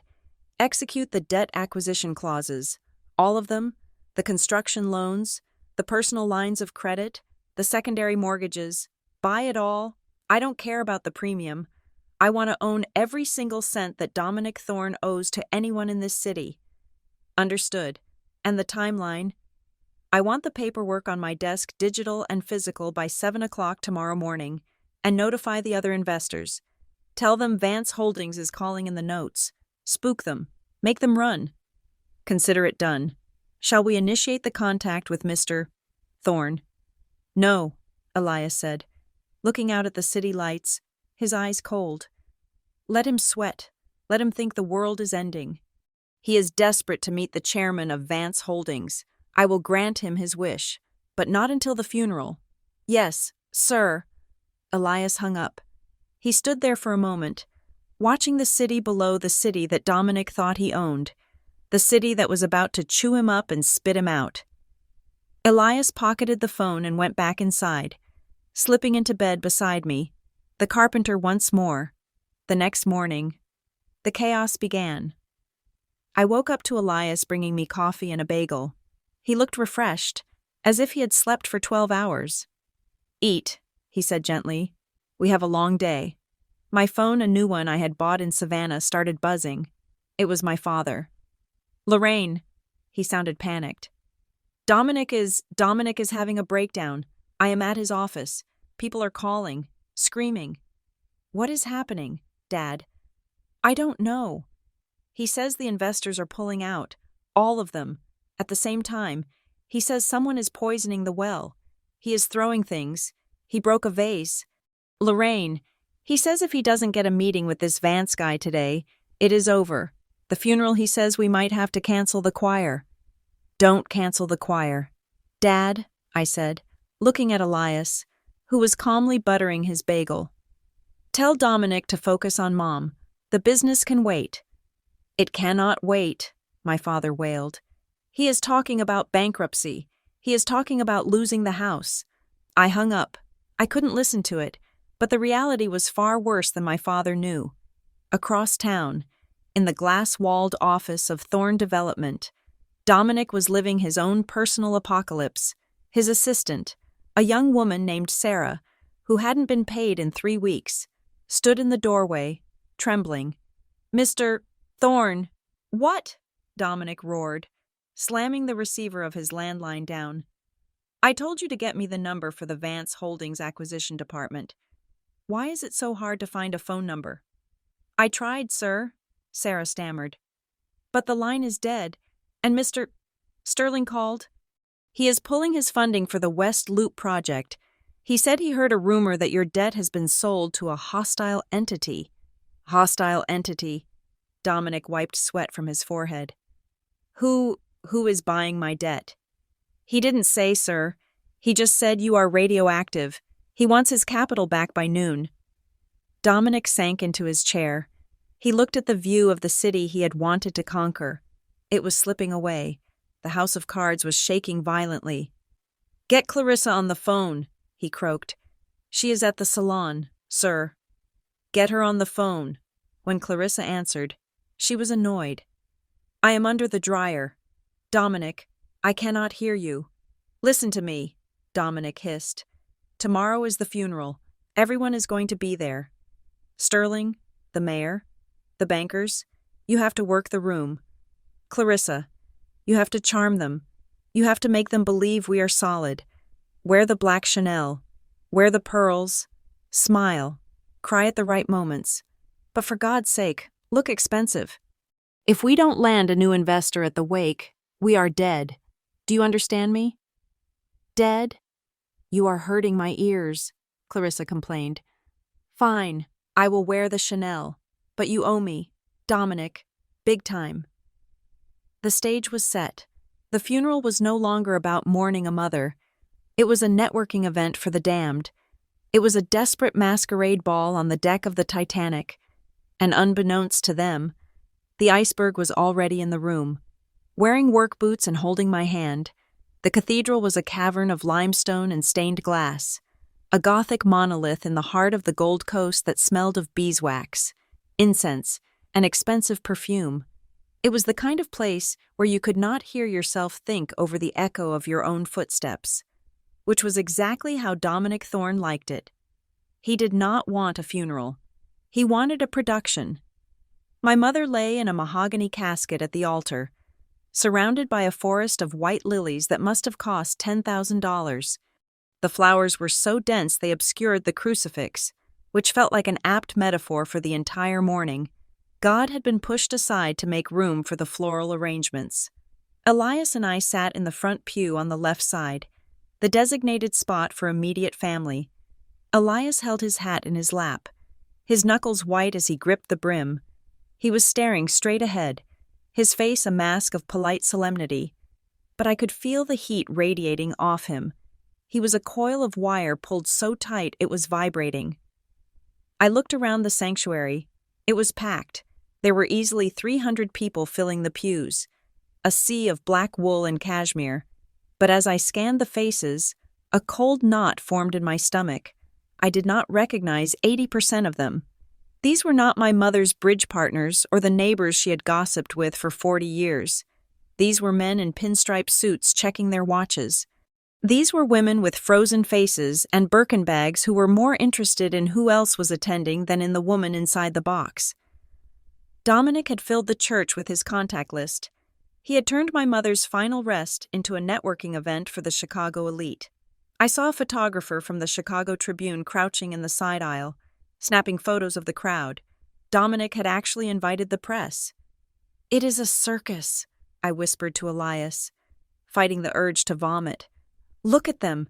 They are exchanging business cards." "Let them," Elias said, his voice barely audible. "They are gathering to watch a fall.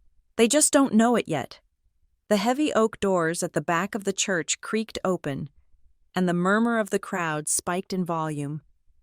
I turned my head. Clarissa had arrived. She was 20 minutes late. The organist had been circling the same mournful prelude for a quarter of an hour, waiting for her. She stood in the doorway, silhouetted against the bright morning light, pausing just long enough to ensure every eye in the room was fixed on her. She was wearing a black dress that was inappropriate for a nightclub, let alone a funeral. It was lace, sheer in places, fitted to her body like a second skin. With a veil that looked like something out of a melodramatic noir film, she was clutching a crystal goblet in her right hand, not water, but a clear liquid that sloshed dangerously as she walked. "She is drunk," I murmured. "She is fortifying herself," Elias corrected. Clarissa began her procession down the center aisle. It was a performance. She stumbled slightly, catching herself on the end of a pew, eliciting a ripple of sympathetic gasps. But as she moved, she stopped. She stopped to squeeze the hand of the city comptroller. She stopped to kiss the cheek of a prominent real estate attorney. She stopped to nod tearfully at a venture capitalist Dominic had been trying to court for 6 months. She was working the room on her way to her mother's body.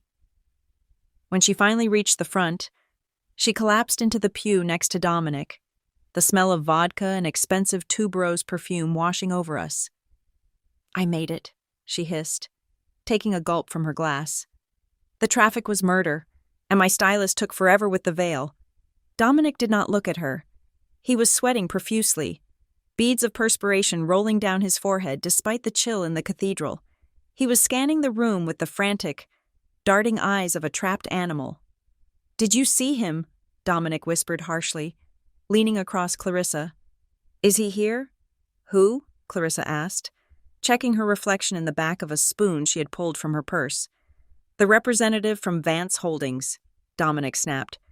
"Sterling said they might send an observer, a quiet man, probably in the back. If I can just get 5 minutes with him after the service, just 5 minutes to explain the liquidity situation." "Relax, Dom," Clarissa slurred slightly. "Everyone is here.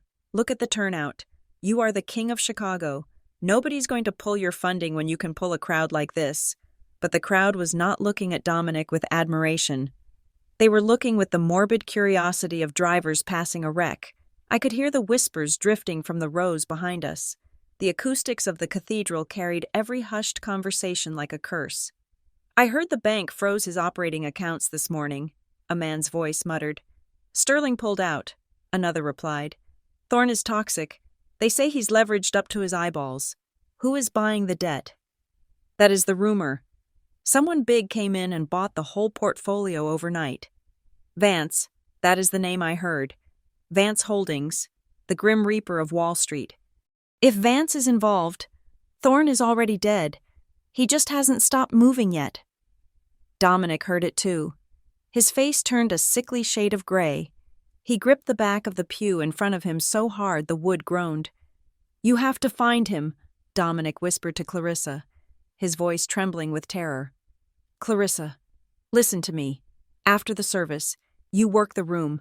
You find anyone who looks like they don't belong, anyone who looks like New York money. You flirt, you cry. You do whatever you have to do to get me an introduction. Our lives depend on it." "Fine," Clarissa sighed, bored. "But you owe me that trip to St. Bart's." I felt a sudden, overwhelming surge of revulsion. My mother was lying 5 feet away, cold and gone forever. And her legacy was reduced to a bargaining chip in a bankruptcy negotiation. I stood up. My legs felt shaky. "I cannot do this," I said to Elias. "I have to leave. I cannot sit here and watch them desecrate her memory like this." I made a move to step out of the pew, to run out the side door and never look back. Elias's hand shot out and clamped around my wrist. It was not a painful grip, but it was immovable, an anchor. "Sit down, Lorraine," he said. I looked down at him, shocked. Elias had never ordered me to do anything. He looked up at me, and his eyes were fierce, burning with a cold, blue fire. "You have run away enough. You ran to Savannah. You ran to the workshop. You are done running. You are going to sit here, and you are going to watch." "Watch what?" I pleaded. tears stinging my eyes. Watch them win. Watch the wheel turn, Elias said softly. Wait a little longer, my love. Justice is coming. It is walking through the door right now. I hesitated, then slowly sank back onto the hard wooden bench. At that exact moment, the priest stepped up to the pulpit to begin the homily. But before he could speak, the heavy double doors at the main entrance swung open with a resounding boom that echoed through the vaulted ceiling. The sound was so loud, so authoritative, that every head in the church turned. The light from the street spilled in, blinding for a second. Then, silhouettes emerged. It was not a latecomer, it was a phalanx. 6 men walked into the church. They were not mourning guests. They were massive, broad-shouldered men wearing identical, impeccably tailored black suits. They moved with a synchronized, military precision that sucked the air out of the room. They wore earpieces. Their eyes were hidden behind dark sunglasses. Even inside the dim cathedral, they did not sit. They walked down the center aisle, their footsteps heavy and rhythmic. Like the beat of a war drum, the crowd parted. The whispers stopped instantly, replaced by a stunned silence. Dominic turned around. His mouth fell open. He looked at the men, confusion and fear warring on his face. "Who are they?" he whispered. "Are they feds? Is this the IRS?" Clarissa turned, glass in hand. She squinted at the approaching men. Then, a slow, delusional smile spread across her face. She sat up straighter, fluffing her hair. "Oh my God," she breathed. "Dominic, look at them. They are security, high-end private security." "So," Dominic squeaked. "So," Clarissa laughed, a harsh, triumphant sound in the quiet church. "They are here for us, you idiot. Don't you see? It is a show of force. One of your investors, maybe even this Vance guy, sent them to protect us, to show everyone that the Thorne family is untouchable, that we are royalty." She stood up slightly, giving a little wave to the lead bodyguard, preening like a peacock. "Sit down, Clarissa," Dominic hissed, but he looked hopeful. You think they are protection? Who else would they be for?" Clarissa scoffed, glancing at me with pure disdain. "Certainly not for the carpenter and the exile." The 6 men reached the front of the church. They did not acknowledge Clarissa's wave. They did not look at Dominic. They split into 2 columns of 3, flanking the aisle, standing like sentinels between the general seating and the family row. They turned to face the crowd, crossing their hands in front of them, creating a human wall. It was a power move. It was a statement that said, "The people behind us are the only ones who matter. The rest of you are spectators." The priest, clearly rattled, cleared his throat into the microphone. We gather here today to commend the soul of Margaret Weatherford." Dominic leaned back in the pew, his chest puffing out again. The fear was evaporating, replaced by his natural arrogance. "You were right," he whispered to Clarissa. "This is Vance. This has to be Vance. He sent a security detail to secure the asset. He is going to bail us out. We are saved." "I told you," Clarissa whispered back, shooting a smug look at Elias. "See that is what real power looks like. Maybe if you hammer enough nails, you can afford one of those guys for an hour." Elias did not look at her. He was watching the lead bodyguard, a man with a scar running through his eyebrow. The bodyguard caught Elias's eye. The bodyguard gave a barely perceptible nod. Elias nodded back. I saw it. It was a micro-interaction, faster than a blink, but I saw it. My heart hammered against my ribs. I looked at my husband, the man who sanded tables, the man who drove a rusted truck, the man who wore a $200 suit, and then I looked at the wall of black-clad muscle standing guard over us. "Elias," I whispered, my voice trembling. "Do you know them?" Elias reached over and took my hand. His grip was warm, reassuring, and terrifyingly strong. "Just watch the service, Lorraine," he said, staring straight ahead at the casket. "We will deal with the help later." The service continued. The priest spoke about my mother's charity work, which was non-existent, and her devotion to her family, which was conditional. Dominic went up to read a scripture, turning the walk to the lectern into a campaign strut, nodding to the cameras. Clarissa went up to read a poem, crying on cue, then checking her makeup as she sat down. It was a farce, a grotesque play. But the energy in the room had shifted. The presence of the 6 men had turned the air electric. The guests were no longer looking at Dominic with pity. They were looking with confusion. Who commanded this kind of loyalty? Who had the resources to deploy a paramilitary team to a funeral as the service ended and the pallbearers prepared to lift the casket? The lead bodyguard stepped forward. He did not move toward Dominic. He moved toward the end of our pew. He stood there, waiting. "Time to go," Elias said. Standing up, "Wait," I said. "We have to follow the casket." "We will," Elias said. "We will lead it." He buttoned his jacket, he adjusted his cuffs, and in that simple motion, the carpenter vanished. The man standing beside me was taller, colder, more dangerous than anyone in that room. "After you, Mrs. Vance," he said. I stood up. Clarissa and Dominic were already moving into the aisle. Assuming they would lead the procession behind the casket, Dominic stepped toward the center. The lead bodyguard extended a massive arm, blocking Dominic's path. It was a casual gesture, but it had the force of a steel gate slamming shut. "Excuse me," Dominic bristled. "I am the son-in-law. I am leading the family." The bodyguard did not look at Dominic. He looked through him. "Step back," the bodyguard said. His voice was deep, gravelly, and loud enough for the first 10 rows to hear. "Mr. and Mrs. Vance will precede the family." "Mr. and Mrs. Vance," Dominic sputtered, his face turning purple. "Who the hell is Mr. Vance? That is the carpenter. That is the nobody." Clarissa grabbed the bodyguard's arm. "You are making a mistake. We are the VIPs. We are the ones Vance Holdings is here for." The bodyguard looked down at Clarissa's hand on his sleeve, as if a cockroach had just landed there. He gently but firmly removed her hand. "I do not work for Vance Holdings, ma'am," the bodyguard said. "Then who do you work for?" Clarissa shrieked. The bodyguard turned and bowed his head slightly toward Elias. "I work for Mr. Elias Vance," he said, "chairman of the board." The silence that fell over the cathedral was absolute. It was the silence of a vacuum, sucking the oxygen out of the world. Clarissa dropped her wineglass. It hit the marble floor with a shatter that sounded like a gunshot. Red liquid splashed across the hem of her white lace veil, looking like blood. Dominic froze. His eyes bulged. He looked at the bodyguard, then at Elias, then back at the bodyguard. The gears in his brain were grinding, trying to process the impossibility of what he had just heard. Elias stepped into the aisle. He did not look at Dominic.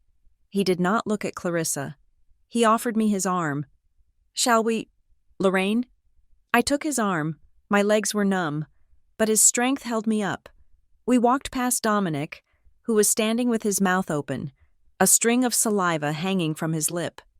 We walked past Clarissa, who was staring at the red stain on her dress in horror. We walked down the aisle, the 6 bodyguards forming a protective phalanx around us, parting the sea of stunned onlookers, and as we walked, I heard the whisper ripple through the crowd, faster and louder than before. "Vance," they whispered. "That is him. That is the chairman." And for the first time in my life, I did not walk with my head down. I walked with my head high, holding the arm of the most powerful man in the room, leaving the wreckage of my past behind me in a puddle of spilled wine and shattered glass.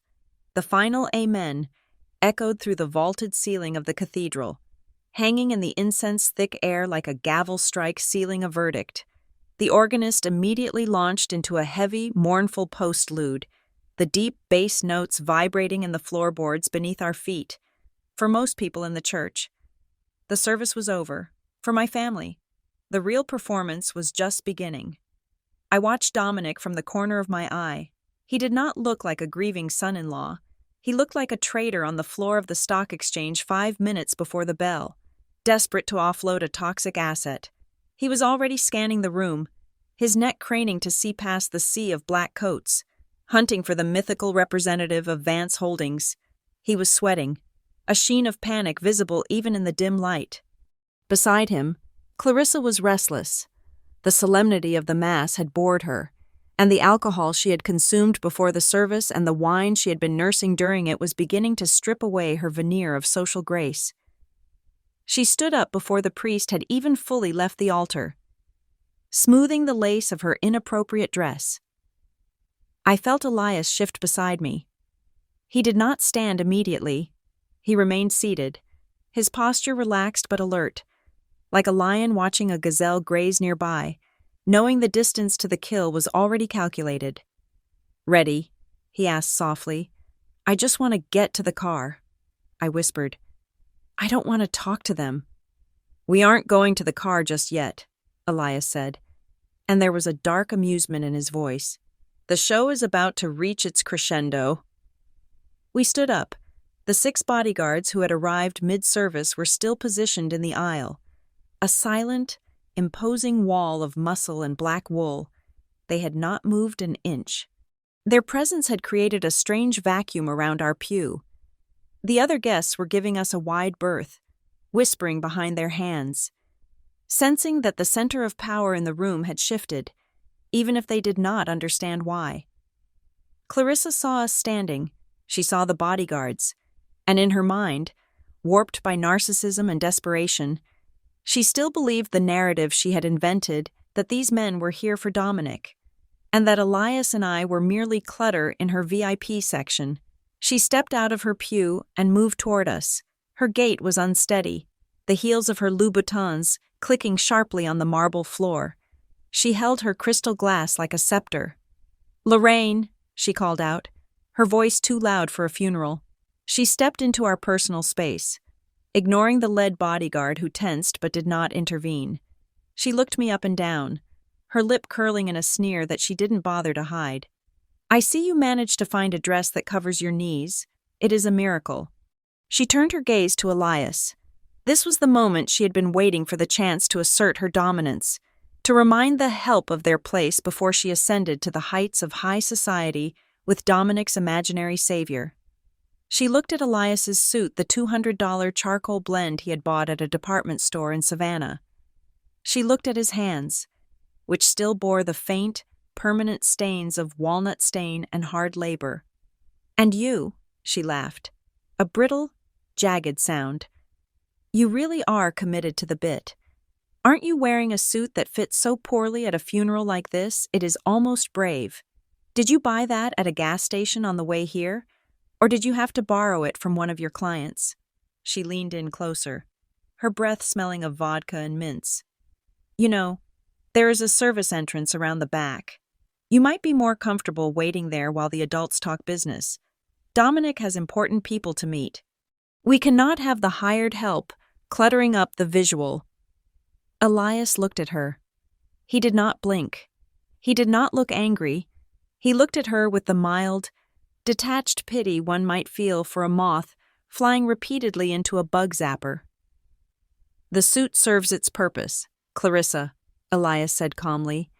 "It covers the man, unlike your dress, which seems to be struggling to cover your debts." Clarissa's mouth dropped open. "Excuse me. You listen to me. You little... Mr. Chairman." The voice came from the lead bodyguard. It was not a shout, but it was projected with such absolute, commanding clarity that it cut through Clarissa's screech like a razor blade. The bodyguard, a man with a scar through his eyebrow and a demeanor of terrifying professionalism, stepped forward. He did not look at Clarissa. He did not look at Dominic. He walked straight up to Elias and bowed his head. It was not a nod of acknowledgement.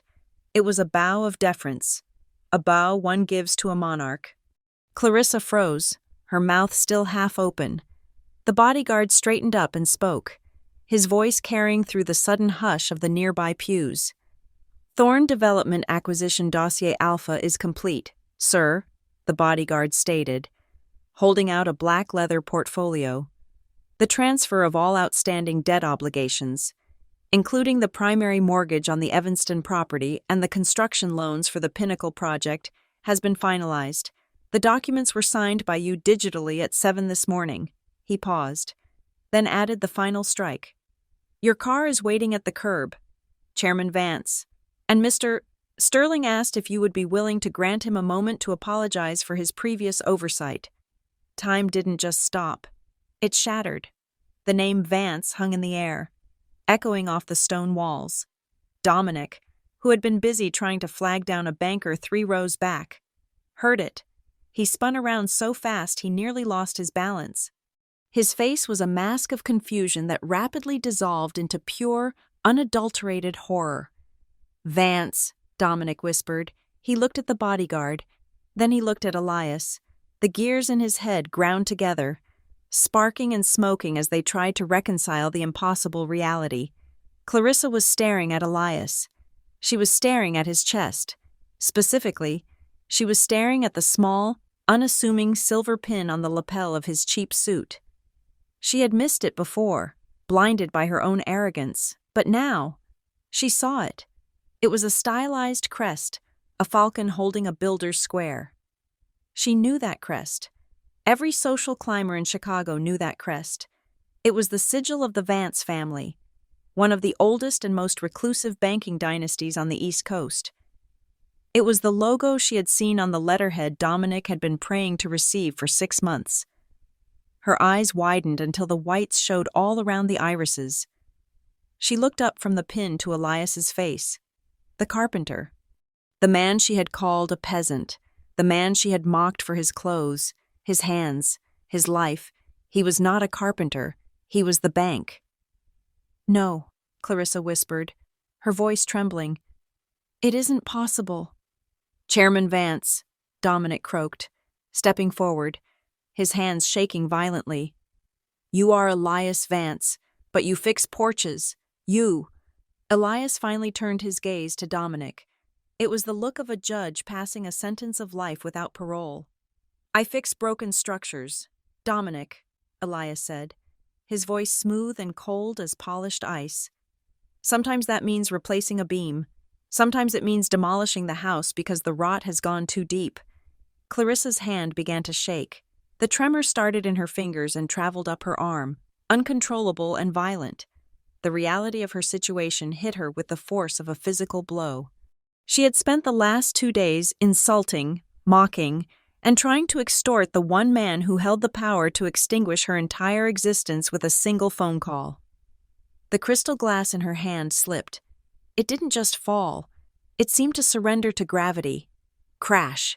The sound was explosive in the quiet church. The glass hit the marble floor and disintegrated, sending shards flying like shrapnel and splashing red liquid across the pristine white hem of the priest's robes nearby. The noise made everyone jump, but Dominic didn't jump. He sank. He physically shrank, his knees buckling as if the strings holding him up had been severed. All the color drained from his face, leaving him the color of wet ash. He looked at Elias with eyes that were no longer arrogant, no longer superior. They were the eyes of a begging dog. Mr. Vance, Dominic stammered, his voice cracking into a high-pitched whine. Elias, please, I didn't know. If I had known the insults, it was just stress. We are family. Right, Lorraine is She was your fiancé, Elias finished for him, his voice quiet but deadly. Until you decided she wasn't enough for your image. Until you decided you needed someone who looked the part. Elias glanced at Clarissa, who was staring down at the broken glass, paralyzed by terror. It seems you got exactly what you wanted, Dominic, Elias said. You wanted a showpiece. Now you have one. Elias reached up and casually brushed a speck of invisible dust from the shoulder of his jacket, the jacket Clarissa had called cheap. The gesture was dismissive, regal, and utterly devastating. He looked Clarissa dead in the eye. Careful, sister-in-law, Elias said, pointing to the jagged shards of glass glistening around her feet. Don't let the glass scratch those shoes. He paused, a faint, cruel smile playing on his lips. After all, they are borrowed, aren't they? It would be a shame to return them damaged when you can no longer afford to replace them. Clarissa made a small, choked whimper like a kicked puppy. She looked down at her shoes, then back at Elias, realizing that he knew everything. He knew about the debts. He knew about the facade. He knew she was hollow. "Shall we go, Mrs. Vance?" Elias said, turning to me and offering his arm again. "Yes," I said, my voice ringing clear and strong. "Let's go home." We turned and walked away. The bodyguards fell into formation around us. Behind us, in the center of the cathedral, amidst the scent of lilies and the whispers of the elite, Dominic Thorne and Clarissa Weatherford stood in the ruins of their own making, surrounded by broken glass and the absolute, crushing weight of their own silence. The heavy oak doors of the cathedral swung shut behind us, muting the buzzing confusion of the funeral guests, but they could not silence the desperation of the man we had left behind. As we descended the stone steps toward the waiting motorcade, 3 black SUVs that idled with a low, menacing hum, I heard the frantic clicking of dress shoes on pavement. "Mr. Vance Elias, please, wait." It was Dominic. He had sprinted out of the side exit, bypassing the crowd. His face flushed a chaotic red and his tie flying loose over his shoulder. He looked nothing like the tycoon he pretended to be. He looked like a man chasing a departing train that held his last hope of survival. He lunged toward us, his hand outstretched, reaching for Elias's sleeve. "We need to talk," Dominic gasped, winded. "There has been a misunderstanding. I didn't know." He never made contact. 2 of the bodyguards pivoted with fluid, synchronized precision. They did not strike him. They simply occupied the space where he intended to go. A massive hand pressed firmly against Dominic's chest. Halting his momentum instantly, Dominic stumbled back, nearly tripping over his own feet. "Step back, sir," the bodyguard said. His tone was not aggressive, but it was absolute. "But that is my brother-in-law," Dominic shouted, his voice cracking. He looked at me, his eyes wide and wet. "Lorraine, tell them we are family. We can fix this. I can explain the debt. I can explain Clarissa. It was just a mistake." I paused with my hand on the door handle of the SUV. I looked at the man who had promised to build an empire with me, only to trade me in for a shinier ornament the moment the foundation was laid. I looked at the sweat staining his collar and the terror in his eyes. "You are right, Dominic," I said softly. "It was a mistake." I climbed into the car. Elias followed me, sliding onto the leather seat without sparing Dominic a second glance. The door slammed shut with a solid, expensive thud, sealing us inside a capsule of silence and climate-controlled air. As the driver pulled away, I watched through the tinted glass as Dominic stood on the curb, screaming at the empty air, looking smaller and smaller until he was just a speck against the gray Chicago skyline. "You knew," I said. It wasn't a question. We were merging onto Lakeshore Drive, the city speeding past us in a blur of steel and glass. Elias took my hand, intertwining his rough, calloused fingers with mine. "I knew," Elias admitted. He looked out the window at the lake, which was churning with whitecaps. "I knew who he was the moment you told me your story 2 years ago. Savannah is a small town, Lorraine, but money is a small world. When you mentioned a developer named Dominic Thorne who was over-leveraging in Chicago, it didn't take much digging to connect the dots." "Why didn't you tell me?" I asked. I didn't feel betrayed, but I felt unsteady, like the ground I walked on was thicker than I had realized. "Because you needed to heal." Elias turned to me, his blue eyes fierce and protective. "If I had told you that I could crush him with a signature, you might have stayed with me out of gratitude or a desire for revenge. I wanted you to love me for the man who builds bookshelves, not the man who buys banks. I wanted you to choose Elias, not Chairman Vance." "And the business?" I asked. "Did you buy his debt to hurt him?" "I bought his debt because it was a sound financial acquisition," Elias said. Though a ghost of a smile touched his lips. "Thorne Development has excellent assets. The land is valuable. The permits are approved. The only thing wrong with the company is the CEO. He paused, his expression hardening. But I will not lie to you. When his loan application came across my desk 6 months ago, I denied it personally. I have a rule, Lorraine. I do not do business with men who break their contracts. If a man cannot keep a vow to the woman he loves, he certainly will not keep a vow to his investors. Dominic is a traitor by nature, and in my world, traitors are a liability. So what happens to him? The board of directors is meeting right now, Elias said, glancing at his watch. Since Vance Holdings now owns 80% of the company's debt, we have triggered the restructuring clause. Dominic will be removed as CEO effective immediately for gross mismanagement. He will walk away with his personal car and whatever is in his pockets, the penthouse, the accounts, the shares, they all go to the creditors. And Clarissa? I whispered. Elias squeezed my hand. I imagine she's about to discover that her investment has depreciated significantly. The fallout was swift, brutal, and public. We stayed in Chicago for 2 more days to settle the legalities of my mother's estate, which was essentially bankrupt. I read about Dominic's downfall in the Chicago Tribune over breakfast. The headline read, "Thorn Out Developer Ousted as Vance Holdings Seizes Control." There was a photo of Dominic leaving his office building carrying a single cardboard box. He looked older, heavier, defeated. The article mentioned that he was facing investigations for fraud and embezzlement, but the real tragedy played out in the private theater of the house in Evanston. According to the neighbors who were all too happy to gossip, Dominic did not take his failure with grace. He returned to the penthouse he was being evicted from and found Clarissa packing her bags. She had assumed, in her delusional way, that she could simply divorce him and find another millionaire. She was wrong. Dominic, in a fit of rage, had thrown her clothes off the balcony. He screamed that she was a curse, a leech who had bled him dry. He told her that she was the reason he lost focus, the reason he lost the Vance deal.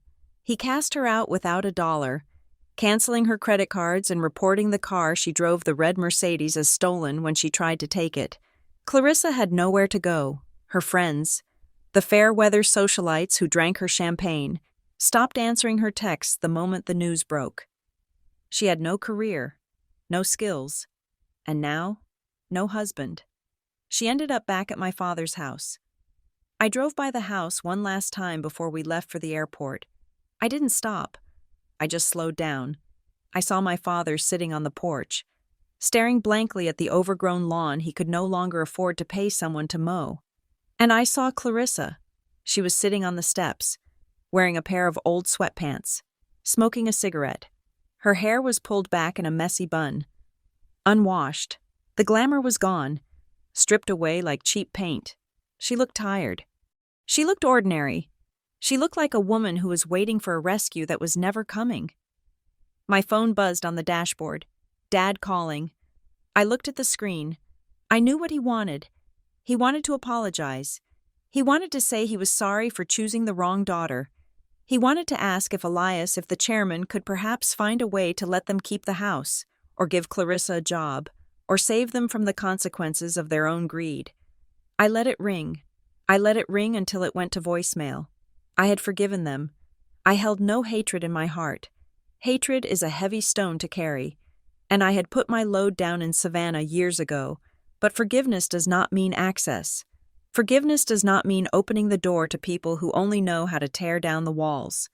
I love them from a distance, the way you love a storm that has passed, grateful it is over, and wise enough not to chase it. "Ready?" Elias asked from the passenger seat. "Ready," I said. I turned the car toward the airport, leaving the gray skies of Chicago behind for good. Returning to Savannah felt like exhaling after holding my breath for a decade. The air was sweet with jasmine and the earthy scent of the river. We drove straight to our small house on Jones Street. It wasn't a penthouse. It wasn't a mansion. It was a home. Elias went back to the workshop the next day. He didn't stop being a carpenter just because the world now knew he was a billionaire. He still loved the smell of sawdust. He still loved the feel of the grain. I, however, made a change. I declined Elias's offer to fund my own firm. I need to do this myself, I told him. I need to know that I built it. I went to a local bank, a competitor of Vance Holdings, and took out a small business loan. I used my severance pay and the money I made from selling my truck to rent a small studio space downtown. I hung a sign on the door, Weatherford Design Landscape. I started small. I designed a community garden for a local school. I renovated a park in the historic district. I worked 12 hours a day, not because I had to, but because I loved it. I hired young architects who had been overlooked, the quiet ones who worked hard and didn't play politics. 6 months later, I was standing on the back porch of our house. Elias and I had spent the weekends restoring it, stripping away the rot and reinforcing the beams. It is finished now. The wood gleamed in the twilight, warm and solid. I held a glass of iced tea, looking out at the garden I had planted. The hydrangeas were blooming, big blue heads nodding in the gentle breeze. The fireflies were just starting to blink into existence, tiny sparks of magic in the gathering dark. Elias stepped out onto the porch behind me. He wrapped his arms around my waist, resting his chin on my shoulder. He smelled of cedar and soap. "What are you thinking about?" he asked softly. "I am thinking about revenge," I said. Elias paused. "Do you still want it?" "No," I smiled, leaning back into him. I realized I already got it.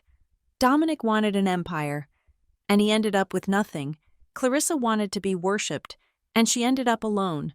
I just wanted to be free. I wanted to be happy. And look at me. I gestured to the garden, to the house, to the life we had built with our own hands. "I won," I whispered. I won the moment I stopped trying to make them see me and started seeing myself. The best revenge wasn't the scene in the church. It wasn't the bodyguards or the public humiliation or the bankruptcy. Those were just the consequences of their own actions. The revenge was this. The revenge was the peace. The revenge was waking up every morning next to a man who loved me for my mind and my heart, not my utility.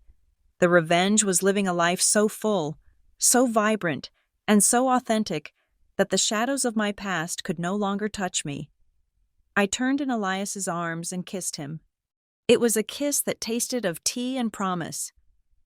"Let's go inside," I said. "I have a new design I want to show you." "For the community center?" he asked. "No," I smiled. "For the nursery." Elias's eyes widened, and then that slow, beautiful smile spread across his face, the one that had made me fall in love with a carpenter in a salvage yard. We walked inside, and I closed the door on the night, leaving the ghosts outside where they belonged. Don't ever be afraid to start over from the ashes, because sometimes the thing you lose is just the rock blocking your path, and what you find in the clearing is the diamond you were meant to hold all along. Thank you so much for listening to my story.